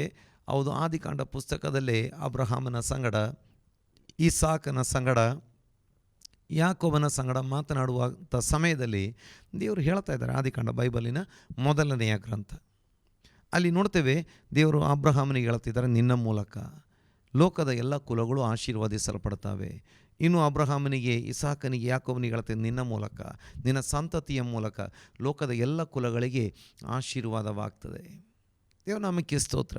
ಯಹೂದ್ಯರ ಮೂಲಕ ಹೌದು ಈ ಲೋಕದಲ್ಲಿ ಎಲ್ಲ ರೀತಿಯ ಆಶೀರ್ವಾದಗಳು, ಅಥವಾ ಇಸ್ರಾಯೇಲ್ಯರ ಮೂಲಕ ಎಲ್ಲ ರೀತಿಯ ಆಶೀರ್ವಾದಗಳು ಲೋಕಕ್ಕೆ ಬಂತು ಎಂಬುದಾಗಿ ನೋಡ್ತೇವೆ. ಇದರಲ್ಲಿ ನೇರವಾಗಿ ಪರೋಕ್ಷವಾಗಿ ಎಲ್ಲ ರೀತಿಯ ಆಶೀರ್ವಾದಗಳನ್ನು ಲೋಕ ಪಡೆದುಕೊಂಡಿದೆ. ಅದನ್ನು ವಿವರಿಸಲಿಕ್ಕೆ ನಮಗೆ ಸಮಯ ಸಾಲುವುದಿಲ್ಲ. ನೋಡಿ, ಎಷ್ಟೆಲ್ಲ ಆಶೀರ್ವಾದಗಳನ್ನು ಲೋಕ ಪಡೆದುಕೊಂಡಿದೆ. ಇವತ್ತು ನಾವು ಉಪಯೋಗಿಸುವಂಥ ಇಸವಿ, ಅದು ಕೂಡ ಯಹೂದ್ಯರ ಮೂಲಕವೇ ಲೋಕಕ್ಕೆ ಬಂತು ಎಂಬುದಾಗಿ ನಾವು ನೋಡ್ತೇವೆ. ಇವತ್ತು ಲೋಕದಲ್ಲಿ ಎಷ್ಟು ಜನ ವಿದ್ಯಾವಂತರಾಗಿದ್ದಾರೆ, ಈ ವಿದ್ಯೆ ಬಂದದ್ದು ಕೂಡ ಯಹೂದ್ಯರ ಮೂಲಕವೇ ಎಂಬುದನ್ನು ನಾವು ತಿಳಿದುಕೊಳ್ಳುವಾಗ ನಮಗೆ ಆಶ್ಚರ್ಯವಾಗ್ತದೆ. ಅಂದರೆ ಇನ್ನೊಂದು ರೀತಿಯಲ್ಲಿ ಇದನ್ನು ಹೇಳ್ಬೋದು, ದೇವರ ಸೇವಕರಾಗಿದ್ದಂಥ ಭಕ್ತರುಗಳು, ಯೇಸು ಕ್ರಿಸ್ತನ ಸುವಾರ್ತಿಕರು, ಸೇವಕರು, ಮಿಷನರಿಗಳಾಗಿದ್ದಂಥವರು ಲೋಕದ ಎಲ್ಲ ಭಾಗಗಳಿಗೆ ಹೋಗಿ ಈ ವಾಕ್ಯವನ್ನು ಕಲಿಸುವುದಕ್ಕಾಗಿ ಜನರು ಅವಿದ್ಯಾವಂತರಾಗಿದ್ದರಿಂದ ಈ ವಾಕ್ಯ ಕಲಿಸಬೇಕು ಎಂಬುದು ಮಾತ್ರವಲ್ಲ, ಅವರಿಗೆ ತಮ್ಮ ಬಗ್ಗೆ, ತಮ್ಮ ದೇಶದ ಬಗ್ಗೆ, ಲೋಕದ ಬಗ್ಗೆ ಅರಿವು ಉಂಟಾಗಬೇಕು ಎಂಬ ಕಾರಣಕ್ಕಾಗಿ ಈ ವಾಕ್ಯವನ್ನು ನಂಬಿದಂಥ ಭಕ್ತರುಗಳು ಲೋಕದ ಎಲ್ಲ ಭಾಗಗಳಿಗೆ ಹೋಗಿ ಆ ಭಾಗಗಳಲ್ಲಿ ಅಲ್ಲಿದ್ದಂಥ ಭಾಷೆಗಳನ್ನು ಕಲಿತು ಡಿಕ್ಷನರಿಗಳನ್ನು ಮಾಡಿ ಆ ಭಾಷೆಯಲ್ಲಿ ಶಾಲೆಗಳನ್ನು ಪ್ರಾರಂಭಿಸಿ ಆ ಭಾಷೆಗಳಲ್ಲಿ ಅವರಿಗೆ ವಿದ್ಯಾಭ್ಯಾಸ ಕೊಟ್ಟು, ನೋಡಿ, ಈ ವಾಕ್ಯ ಓದಿಸಬೇಕು ಎಂಬುದು ಒಂದು ಉದ್ದೇಶವಿದ್ದರೆ ಆ ಉದ್ದೇಶಕ್ಕಿಂತ ಹೆಚ್ಚು ಇದ್ದಂಥದ್ದು ಅವರಿಗೆ ಒಟ್ಟಿನಲ್ಲಿ ಜ್ಞಾನ ಸಿಗಬೇಕು. ಈ ವಾಕ್ಯವನ್ನಾದರೂ ಕೂಡ ಯಾವ ಕಾರಣಕ್ಕೂ ಅವರು ಸುಮ್ಮನೆ ನಂಬಬಾರದು, ಓದಿ ತಿಳ್ಕೊಳ್ಳಬೇಕು, ತಿಳಿದುಕೊಂಡು ನಂಬಬೇಕು. ನೋಡಿ, ಈ ಕಾರಣಕ್ಕಾಗಿ ಲೋಕದ ಎಲ್ಲ ಭಾಗಗಳಲ್ಲಿ ಶಾಲೆಗಳನ್ನು ಪ್ರಾರಂಭಿಸಿದರು, ಕಾಲೇಜುಗಳನ್ನು ಪ್ರಾರಂಭಿಸಿದರು. ನಂತರ ಸರ್ಕಾರ, ಆಯಾ ದೇಶಗಳ ಸರ್ಕಾರ ಈ ಶಾಲೆ ಕಾಲೇಜುಗಳ ಒಂದು ಪರಿಕಲ್ಪನೆಯನ್ನು ತಮ್ಮ ಕೈಗೆ ತೆಗೆದುಕೊಂಡು ಅದನ್ನು ಮುಂದುವರಿಸಿದರು, ಹೆಚ್ಚುವರಿ ಶಾಲೆ ಕಾಲೇಜುಗಳನ್ನು ಪ್ರಾರಂಭಿಸಿದರು ಎಂಬುದಾಗಿ ನೋಡ್ತೇವೆ. ನೋಡಿ, ಎಲ್ಲ ರೀತಿಯಲ್ಲಿ ಈ ಬೈಬಲ್ ಮೂಲಕವಾಗಿ ಲೋಕಕ್ಕೆ ಆಶೀರ್ವಾದ ಬಂತು, ಲೋಕಕ್ಕೆ ಆಶೀರ್ವಾದ ಬಂತು. ಸಂಶೋಧಕರು, ವಿಜ್ಞಾನಿಗಳು, ಎಲ್ಲ ರೀತಿಯಲ್ಲಿ ಯಹೂದ್ಯರ ಮೂಲಕ ಕೊಡುಗೆಗಳು ಬಂತು ಎಂಬುದಾಗಿ ನಾವು ನೋಡುವಂಥವರಾಗಿದ್ದೇವೆ. ದೇವನಾಮಕ್ಕೆ ಸ್ತೋತ್ರ. ಹಾಗಾಗಿ ನಾವು ನೋಡ್ತೇವೆ ಈ 122ನೇ ಕೀರ್ತನೆ 6ನೇ ವಾಕ್ಯದಲ್ಲಿ, ಯೆರೂಸಲೇಮಿನ ಶುಭಕ್ಕೋಸ್ಕರ ಪ್ರಾರ್ಥಿಸಿರಿ. ಯೆರೂಸಲೇಮೇ, ನಿನ್ನನ್ನು ಪ್ರೀತಿಸುವವರಿಗೆ ಸೌಭಾಗ್ಯ ಉಂಟಾಗಲಿ. ಯೆರೂಸಲೇಮಿನ ಶುಭಕ್ಕೋಸ್ಕರ ಪ್ರಾರ್ಥನೆ ಮಾಡಿರಿ, ಯೆರೂಸಲೇಮಿನ ಸಮಾಧಾನಕ್ಕೋಸ್ಕರ ಪ್ರಾರ್ಥನೆ ಮಾಡಿರಿ. ನೋಡಿ, ಲೋಕದಲ್ಲಿ ಅತಿ ಹೆಚ್ಚು ಬಾರಿ ಕೆಡವಲ್ಪಟ್ಟಂಥ ಪಟ್ಟಣ, ಅತಿ ಹೆಚ್ಚು ಬಾರಿ ತಿರುಗಿ ಕಟ್ಟಲ್ಪಟ್ಟಂಥ ಪಟ್ಟಣ, ದಾಳಿ ಮಾಡಲ್ಪಟ್ಟ ಪಟ್ಟಣ, ಪೂರ್ತಿಯಾಗಿ ಸರ್ವನಾಶ ಮಾಡಲ್ಪಟ್ಟಂಥ ಪಟ್ಟಣ. ಯೆರೂಸಲೇಮಿನ ಮೇಲೆ 50ಕ್ಕಿಂತಲೂ ಹೆಚ್ಚು ಬಾರಿ ದೊಡ್ಡ ದಾಳಿಗಳು ನಡೆದಿದ್ದಾವೆ. ಒಂದು 3ಕ್ಕಿಂತ ಹೆಚ್ಚು ಬಾರಿ ಪೂರ್ತಿಯಾಗಿ ನಾಶವಾಗಿದೆ. ನೋಡಿ, ಅಷ್ಟೊಂದು ದಾಳಿಗೆ ಒಳಗಾದಂಥ ಪಟ್ಟಣ. 4000 ವರ್ಷಗಳ ಇತಿಹಾಸವನ್ನು ಆ ಪಟ್ಟಣದ ಬಗ್ಗೆ ನಾವು ನೋಡುವಂಥವರಾಗಿದ್ದೇವೆ. 3000 ವರ್ಷಗಳಿಂದ ಅದು ದೇವರು ಯಹೂದ್ಯರ ಕೈಗೆ ಕೊಟ್ಟಂಥ ಪಟ್ಟಣ. ಆ ಪಟ್ಟಣದಲ್ಲಿ ನಡೆದಂಥ ಸಂಗತಿಗಳು ಲೋಕವನ್ನು ಆಕರ್ಷಿಸುವಂಥ ಸಂಗತಿಗಳು. ಆ ಪಟ್ಟಣ ಯೆರೂಸಲೇಮ್ ಲೋಕದ ಸೆಂಟರ್ ಪಾಯಿಂಟ್ ಆಗಿರುವಂಥ ಪಟ್ಟಣ. ನೋಡಿ, ಆ ಪಟ್ಟಣ ನಾವು ನೋಡ್ತೇವೆ ಈ ಕಾಲದಲ್ಲಿ ಅತಿ ಹೆಚ್ಚು ಟೆಲಿವಿಷನ್ ಕಂಪನಿಗಳು ತಮ್ಮ ರಿಲೇ ಸೆಂಟರನ್ನು ಇಟ್ಟಿರುವಂಥದ್ದು ಯೆರೂಸಲೇಮಿನಲ್ಲಿ. ಅದು ಲೋಕದ ಒಂದು ಸೆಂಟರ್ ಆಗಿರುವಂಥ ಪಟ್ಟಣ. ಅಥವಾ ಬೈಬಲ್ ಗ್ರಂಥವೇ ಹೇಳುತ್ತದೆ, ಅದು ಲೋಕದ ನಟ್ಟ ನಡುವೆ ಅಥವಾ ಅತ್ಯಂತ ಸೆಂಟರಲ್ಲಿ ಎಂಬುದಾಗಿ. ಮಧ್ಯದಲ್ಲಿ ಎಲ್ಲ ಭೂಪ್ರದೇಶಗಳನ್ನು ತೆಗೆದುಕೊಂಡು ನೋಡುವಾಗ ಅದು ಲೋಕದ ಸೆಂಟರಲ್ಲಿ ಬರುವಂಥ ಒಂದು ಸ್ಥಳ ಎಂಬುದಾಗಿ ನಮಗೆ ಕಂಡುಕೊಳ್ಳಲಿಕ್ಕೆ ಸಾಧ್ಯವಾಗ್ತದೆ. ಭೂಮಧ್ಯದಲ್ಲಿ. ದೇವನಾಮಕ್ಕೆ ಸ್ತೋತ್ರ ಉಂಟಾಗಲಿ. ನೋಡಿ, ಅಲ್ಲಿಂದ ಏನೇನು ನಮಗೆ ಸಿಕ್ತು ಎಂಬುದಾಗಿ, ಅಥವಾ ಯಹೂದ್ಯರಿಂದ ಏನೇನು ನಮಗೆ ಸಿಕ್ಕಿತು ಎಂಬುದಾಗಿ ನಾವೀಗಾಗಲೇ ಒಂದು ಲೋಕದ ದೃಷ್ಟಿಯಲ್ಲಿ ಇರುವಂಥ ಅನೇಕ ಸಂಗತಿಗಳನ್ನು ನೋಡಿದ್ದೇವೆ. ಇನ್ನು ವಾಕ್ಯಕ್ಕೆ ನಾವು ಬರುವಂಥ ಸಮಯದಲ್ಲಿ ರೋಮ ಪತ್ರಿಕೆ ಅದರ 9ನೇ ಅಧ್ಯಾಯದಲ್ಲಿ ಕೆಲವೊಂದು ವಿಷಯಗಳನ್ನು ನಾವು ನೋಡುವಂಥವರಾಗಿದ್ದೇವೆ. ನೋಡಿ, ಅದರಲ್ಲಿ ಮೊದಲು ಪೌಲ ಹೇಳ್ತಾ ಇದ್ದಾನೆ, ನೋಡಿ, ನನಗೆ ಮಹಾ ದುಃಖವು ನನ್ನ ಹೃದಯದಲ್ಲಿ ಎಡೆಬಿಡದೆ ವೇದನೆಯೂ ಉಂಟು. ನೋಡಿ, ಆತ ಜನರಿಗಾಗಿ, ಯಹೂದ್ಯರ ರಕ್ಷಣೆಗಾಗಿ ಆತ ವೇದನೆಯಿಂದ ಬೇಡಿಕೊಳ್ತಾ ಇದ್ದಾನೆ. ನೋಡಿ, ಯಹೂದ್ಯರು ಈ ಲೋಕದಲ್ಲಿ ದೇವರವ್ರನ್ನ ಆರಿಸಿಕೊಂಡಿದ್ದರು. ಯಾಕೆ ಅಂದರೆ ತನ್ನ ಮೆಸ್ಸಿಯನನ್ನು, ತನ್ನ ಕ್ರಿಸ್ತನನ್ನು ಲೋಕಕ್ಕೆ ಕಳುಹಿಸಿಕೊಡುವುದಕ್ಕಾಗಿ ಅಬ್ರಹಾಮನನ್ನು ಆರಿಸಿಕೊಂಡ್ರು. ಅಬ್ರಹಾಮನ ಮಗ ಇಸಾಕನನ್ನು ಆರಿಸಿಕೊಂಡ್ರು. ಅನಂತರ ಯಾಕೋಬನನ್ನು ಆರಿಸಿಕೊಂಡ್ರು. ನಂತರ ಮೆಸ್ಸಿಯನನ್ನು ಲೋಕಕ್ಕೆ ಕಳುಹಿಸುವುದಕ್ಕಾಗಿ ಯಾಕೋಬನ 12 ಜನ ಮಕ್ಕಳಲ್ಲಿ ಯಹೂದನನ್ನು ಆರಿಸಿಕೊಂಡ್ರು. ಆ ಯಹೂದನ ವಂಶ ನಂತರ ಯಹೂದ್ಯರು ಎಂಬುದಾಗಿ ಗುರುತಿಸಿಕೊಂಡ್ರು. ನಂತರ ಉಳಿದ ಇಸ್ರಾಯೇಲ್ಯರು ಕೂಡ ಯಹೂದ್ಯರು ಎಂಬುದಾಗಿ ಗುರುತಿಸಿಕೊಂಡ್ರು. ಇವತ್ತು ಎಲ್ಲ ಇಸ್ರಾಯೇಲ್ಯರಿಗೆ ಕರೆಯುವಂಥದ್ದು ಯಹೂದ್ಯರು ಎಂಬುದಾಗಿ. ನೋಡಿ, ಆ ಯಹೂದ್ಯರ ಮೂಲಕವಾಗಿ ಲೋಕದಲ್ಲಿ ಎಲ್ಲ ರೀತಿಯ ಆಶೀರ್ವಾದಗಳು ಬಂತು, ಅಥವಾ ಎಲ್ಲ ರೀತಿಯ ಆತ್ಮಿಕ ಆಶೀರ್ವಾದಗಳು, ಭೌತಿಕ ಆಶೀರ್ವಾದಗಳು ಬಂತು ಎಂಬುದಾಗಿ ಸತ್ಯವೇದ ಗ್ರಂಥದಲ್ಲಿ ನಾವು ನೋಡ್ತೇವೆ. ಈಗ ನಾವು ರೋಮಾಪುರದವರಿಗೆ ಬರೆದ ಪತ್ರಿಕೆ 9ನೇ ಅಧ್ಯಾಯದಲ್ಲಿ ಅದರ 4ನೇ ವಾಕ್ಯದಲ್ಲಿ, ಅವರು ಇಸ್ರಾಯೇಲನ ವಂಶದವರು, ದೇವರು ಪುತ್ರರಾಗಿ ಸ್ವೀಕರಿಸಿದವರು ಆಗಿದ್ದಾರೆ. ಅವರಲ್ಲಿ ದೇವರ ತೇಜ ಸಾನ್ನಿಧ್ಯವು ಇದೆ. ಅವರ ಸಂಗಡ ದೇವರು ಒಡಂಬಡಿಕೆಗಳನ್ನು ಮಾಡಿಕೊಂಡನು. ಅವರಿಗೆ ಧರ್ಮಶಾಸ್ತ್ರವು, ದೇವಾಲಯದಲ್ಲಿ ನಡೆಯುವ ಆರಾಧನೆಯು, ವಾಗ್ದಾನಗಳು ಕೊಡೋಣವಾದವು. ಅಬ್ರಹಾಮ, ಇಸಾಕ, ಯಾಕೋಬರು ಅವರ ಪಿತೃಗಳೇ. ಕ್ರಿಸ್ತನು ಶರೀರ ಸಂಬಂಧವಾಗಿ ಅವರ ವಂಶದಲ್ಲಿಯೇ ಹುಟ್ಟಿದನು. ದೇವರ ನಾಮಕ್ಕೆ ಸ್ತೋತ್ರ ಉಂಟಾಗಲಿ. ನೋಡಿ, ಅವರ ಮೂಲಕವಾಗಿ ಒಡಂಬಡಿಕೆಗಳು ಬಂದವು. ಹಳೆಯ ಒಡಂಬಡಿಕೆ ಬಂತು. ಅವರ ಮೂಲಕವಾಗಿ ಪ್ರವಾದಿಗಳು ಲೋಕಕ್ಕೆ ಬಂದರು. ಅವರ ಮೂಲಕವಾಗಿ ನೋಡಿ, ನಿಜವಾದ ಕ್ರಿಸ್ತನು ಕೂಡ ಅವರ ಮೂಲಕ ಲೋಕಕ್ಕೆ ಬಂದನು. ಹೊಸ ಒಡಂಬಡಿಕೆ ಕ್ರಿಸ್ತನ ಮೂಲಕ ಬಂತು. ನೋಡಿ, ಹಳೆ ಒಡಂಬಡಿಕೆ ಮೋಶೆಯ ಸಂಗಡ, ಮೋಶೆಯ ಮೂಲಕ ಇಸ್ರಾಯೇಲ್ಯರೊಂದಿಗೆ ದೇವರು ಮಾಡಿಕೊಂಡಂಥ ಒಡಂಬಡಿಕೆ. ಈಗ ಹೊಸ ಒಡಂಬಡಿಕೆ ಅದೇ ಇಸ್ರಾಯೇಲ್ಯರ ಮೂಲಕವಾಗಿ, ದೇವರು ಭೂಮಿಗೆ ಕಳುಹಿಸಿದಂಥ, ಯಹೂದ್ಯರ ಮೂಲಕವಾಗಿ ಲೋಕಕ್ಕೆ ಕಳುಹಿಸಿದಂಥ ತನ್ನ ಒಬ್ಬನೇ ಮಗನಾದ ಯೇಸು ಕ್ರಿಸ್ತನ ಮೂಲಕ ಸಕಲ ಜನಾಂಗಗಳೊಂದಿಗೆ, ಲೋಕದ ಎಲ್ಲ ಜನರೊಂದಿಗೆ ಮಾಡಿಕೊಂಡಂಥ ಒಡಂಬಡಿಕೆ. ಯೇಸು ಕ್ರಿಸ್ತನು ಲೋಕದ ಎಲ್ಲ ಜನರಿಗಾಗಿ, ಲೋಕದ ನಟ್ಟ ನಡುವೆ ಯೆರೂಸಲೇಮಿನಲ್ಲಿ ಎಲ್ಲ ಜನರ ಪಾಪ ಪರಿಹಾರಕ್ಕಾಗಿ ತನ್ನ ರಕ್ತವನ್ನು ಸುರಿಸಿದನು ಎಂಬುದಾಗಿ ನಾವು ನೋಡ್ತೇವೆ. ನೋಡಿ, ಅಲ್ಲಿ ಹಿಡಿದುಕೊಟ್ಟಂಥವರು ಇಸ್ರಾಯೇಲ್ಯರು ಅಥವಾ ಯಹೂದ್ಯರಾಗಿದ್ದರೂ ಕೂಡ ಶಿಲುಬೆಗೆ ಹಾಕಿದವರು ಅನ್ಯ ಜನರು. ಕೆಲವರು ಈ ಆರೋಪವನ್ನು ಯಹೂದ್ಯರ ಮೇಲೆ ಹೊರಿಸುವವರಿದ್ದಾರೆ. ನೋಡಿ, ಯಹೂದ್ಯರು ಮನುಷ್ಯರೇ, ಇನ್ನು ಉಳಿದಂಥ ಜನರು ಮನುಷ್ಯರೇ. ಇಡೀ ಲೋಕದ ಎಲ್ಲ ಜನರು ಸೇರಿ ಯೇಸುವನ್ನು ಶಿಲುಬೆಗೆ ಹಾಕಿದ್ದು. ನೋಡಿ, ಅಲ್ಲಿ ಪಿಲಾತನಿಗೆ ಬೇಕಾದರೆ ಯೇಸುವನ್ನು ಬಿಡಿಸಬಹುದಾಗಿತ್ತು. ಆದರೆ ಪಿಲಾತನಿಗೆ ಅಧಿಕಾರದ ಆಸೆ, ಯಹೂದ್ಯರಿಗೂ ಅದೇ ಆಸೆಯಾಗಿತ್ತು. ಯಹೂದ್ಯರಲ್ಲಿ ಆ ಮಹಾಯಾಜಕರು ಅಂದುಕೊಳ್ತಾ ಇದ್ದಾರೆ, ಈತನನ್ನು ಹೀಗೆ ಬಿಟ್ಟರೆ ರೋಮನರು ಬಂದು ನಮ್ಮ ಸ್ಥಾನವನ್ನು ಕಸಿದುಕೊಂಡು ಬಿಡ್ತಾರೆ, ನಮಗೆ ಅಧಿಕಾರ ನಷ್ಟವಾಗ್ತದೆ, ಹಾಗಾಗಿ ಈತನನ್ನು ಕೊಲ್ಲಿಸಬೇಕು. ಇನ್ನು ಪಿಲಾತನು ಕೂಡ ಅದೇ ವಿಚಾರ ಮಾಡ್ತಾ ಇದ್ದಾನೆ. ಪಿಲಾತ ಕೂಡ ನೆನೆಸ್ತಾ ಇದ್ದಾನೆ, ಪಿಲಾತ ಯೇಸುವನ್ನು ಬಿಡಿಸಬೇಕು ಅಂತ ಮೊದಲು ವಿಚಾರ ಮಾಡುವಾಗ ಯಹೂದ್ಯರ ಲೀಡರ್ಸು ಕೂಗ್ತಾ ಇದ್ದಾರೆ, ನೀನು ಈ ಯೇಸುವನ್ನು ಸುಮ್ಮನೆ ಬಿಟ್ಟರೆ ನೀನು ಸೀಸರನಿಗೆ ಮಿತ್ರನಲ್ಲ. ಈತ ತನ್ನನ್ನು ತಾನು ರಾಜ ಅಂತ ಹೇಳಿಕೊಳ್ತಾ ಇದ್ದಾನೆ, ನಮಗೆ ಸೀಸರ್ನೇ ರಾಜ. ನೋಡಿ, ಸೀಸರ್ನ ಮೇಲೆ ಆ ಕಾಲದ ಯಹೂದ್ಯರಿಗೆ ಯಾರಿಗೆ ಕೂಡ ಇಷ್ಟ ಇರಲಿಲ್ಲ. ನೋಡಿ, ಅವರಿಗೆ ಆ ನಾಯಕರಿಗೆ ಬೇಕಾಗಿತ್ತು ಅಧಿಕಾರ, ಪಿಲಾತನಿಗೆ ಸಹ ಏನು ಬೇಕಾಗಿತ್ತು? ಅಧಿಕಾರ.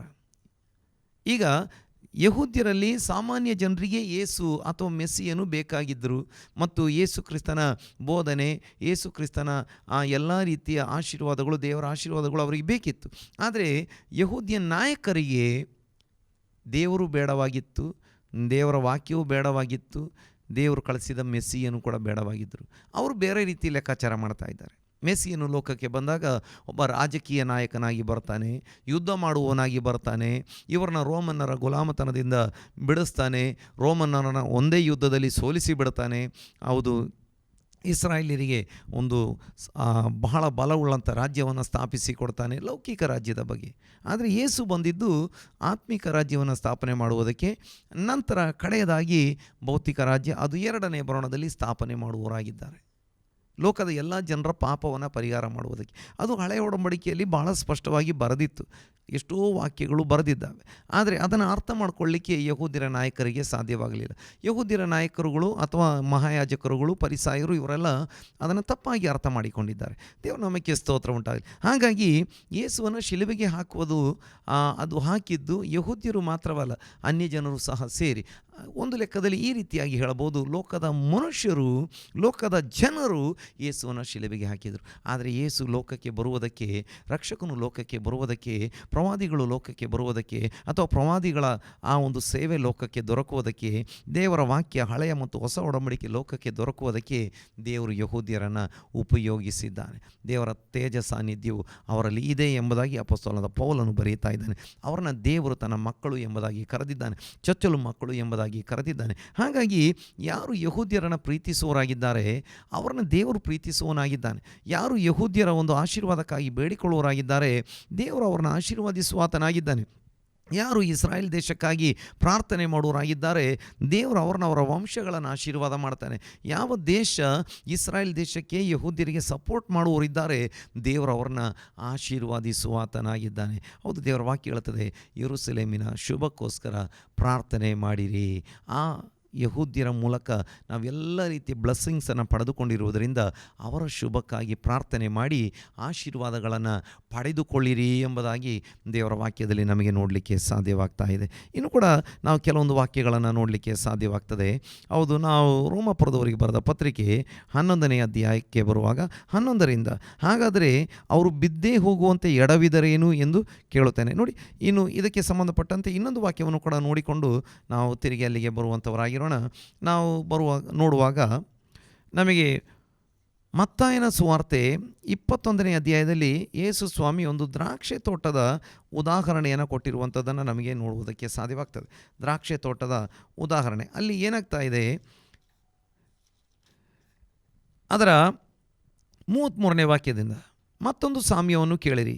ಒಬ್ಬ ಮನೆಯ ಯಜಮಾನನಿದ್ದನು. ಅವನೊಂದು ದ್ರಾಕ್ಷೆಯ ತೋಟವನ್ನು ಮಾಡಿ ಅದರ ಸುತ್ತಲೂ ಬೇಲಿ ಹಾಕಿಸಿ ಅದರಲ್ಲಿ ದ್ರಾಕ್ಷಿ ಆಲೆಯನ್ನು ಮಾಡಿಸಿ ಹೂಡೆಯನ್ನು ಕಟ್ಟಿಸಿ ಒಕ್ಕಲರಿಗೆ ವಾರಕ್ಕೆ ಕೊಟ್ಟು ಬೇರೊಂದು ದೇಶಕ್ಕೆ ಹೋದನು. ಇದೊಂದು ಸಾಮ್ಯ. ಅಲ್ಲಿ ಯೇಸು ಸ್ವಾಮಿ ಹೇಳ್ತಾ ಇದ್ದಾರೆ, ಫಲಕಾಲ ಬಂದಾಗ ಹಣ್ಣುಗಳನ್ನು ತನ್ನ ಪಾಲಿಗೆ ಬರತಕ್ಕಂಥ, ಗೇಣಿಯಾಗಿ ಬರತಕ್ಕಂಥ ಪಾಲನ್ನು ತೆಗೆದುಕೊಳ್ಳುವುದಕ್ಕೆ ಕೆಲಸಗಾರರನ್ನು ಕಳಿಸ್ತಾನೆ. ಪ್ರತಿ ಕೆಲಸಗಾರರು ಬಂದಾಗ ಇವರೇನು ಮಾಡ್ತಾ ಇದ್ದಾರೆ, ಆ ಕೆಲಸಗಾರರನ್ನು ಹೊಡಿತಾ ಇದ್ದಾರೆ, ಬಡಿತಾ ಇದ್ದಾರೆ, ಉಪದ್ರವ ಕೊಡ್ತಾ ಇದ್ದಾರೆ, ಅವ್ರನ್ನ ಓಡಿಸಿ ಬಿಡ್ತಾ ಇದ್ದಾರೆ. ಮಾತು ಕೇಳ್ತಾ ಇಲ್ಲ, ಗೇಣಿ ಕೊಡ್ತಾ ಇಲ್ಲ. ಈಗ ಈ ಯಜಮಾನ ಏನು ಮಾಡ್ತಾನೆ, ಕೊನೆಗೆ ತನ್ನ ಮಗನನ್ನು ಕಳಿಸ್ತಾ ಇದ್ದಾನೆ. ಈ ಮಗನಿಗೆ ಮರ್ಯಾದೆ ತೋರಿಸಾರು ಮಗ, ಯಾಕಂದರೆ ಮಾಲೀಕ, ಒಡೆಯ, ಆ ಮನೆಯ ಆ ತೋಟದ ಮಾಲೀಕನ ಮಗ, ಮುದ್ದಿನ ಒಡೆಯ.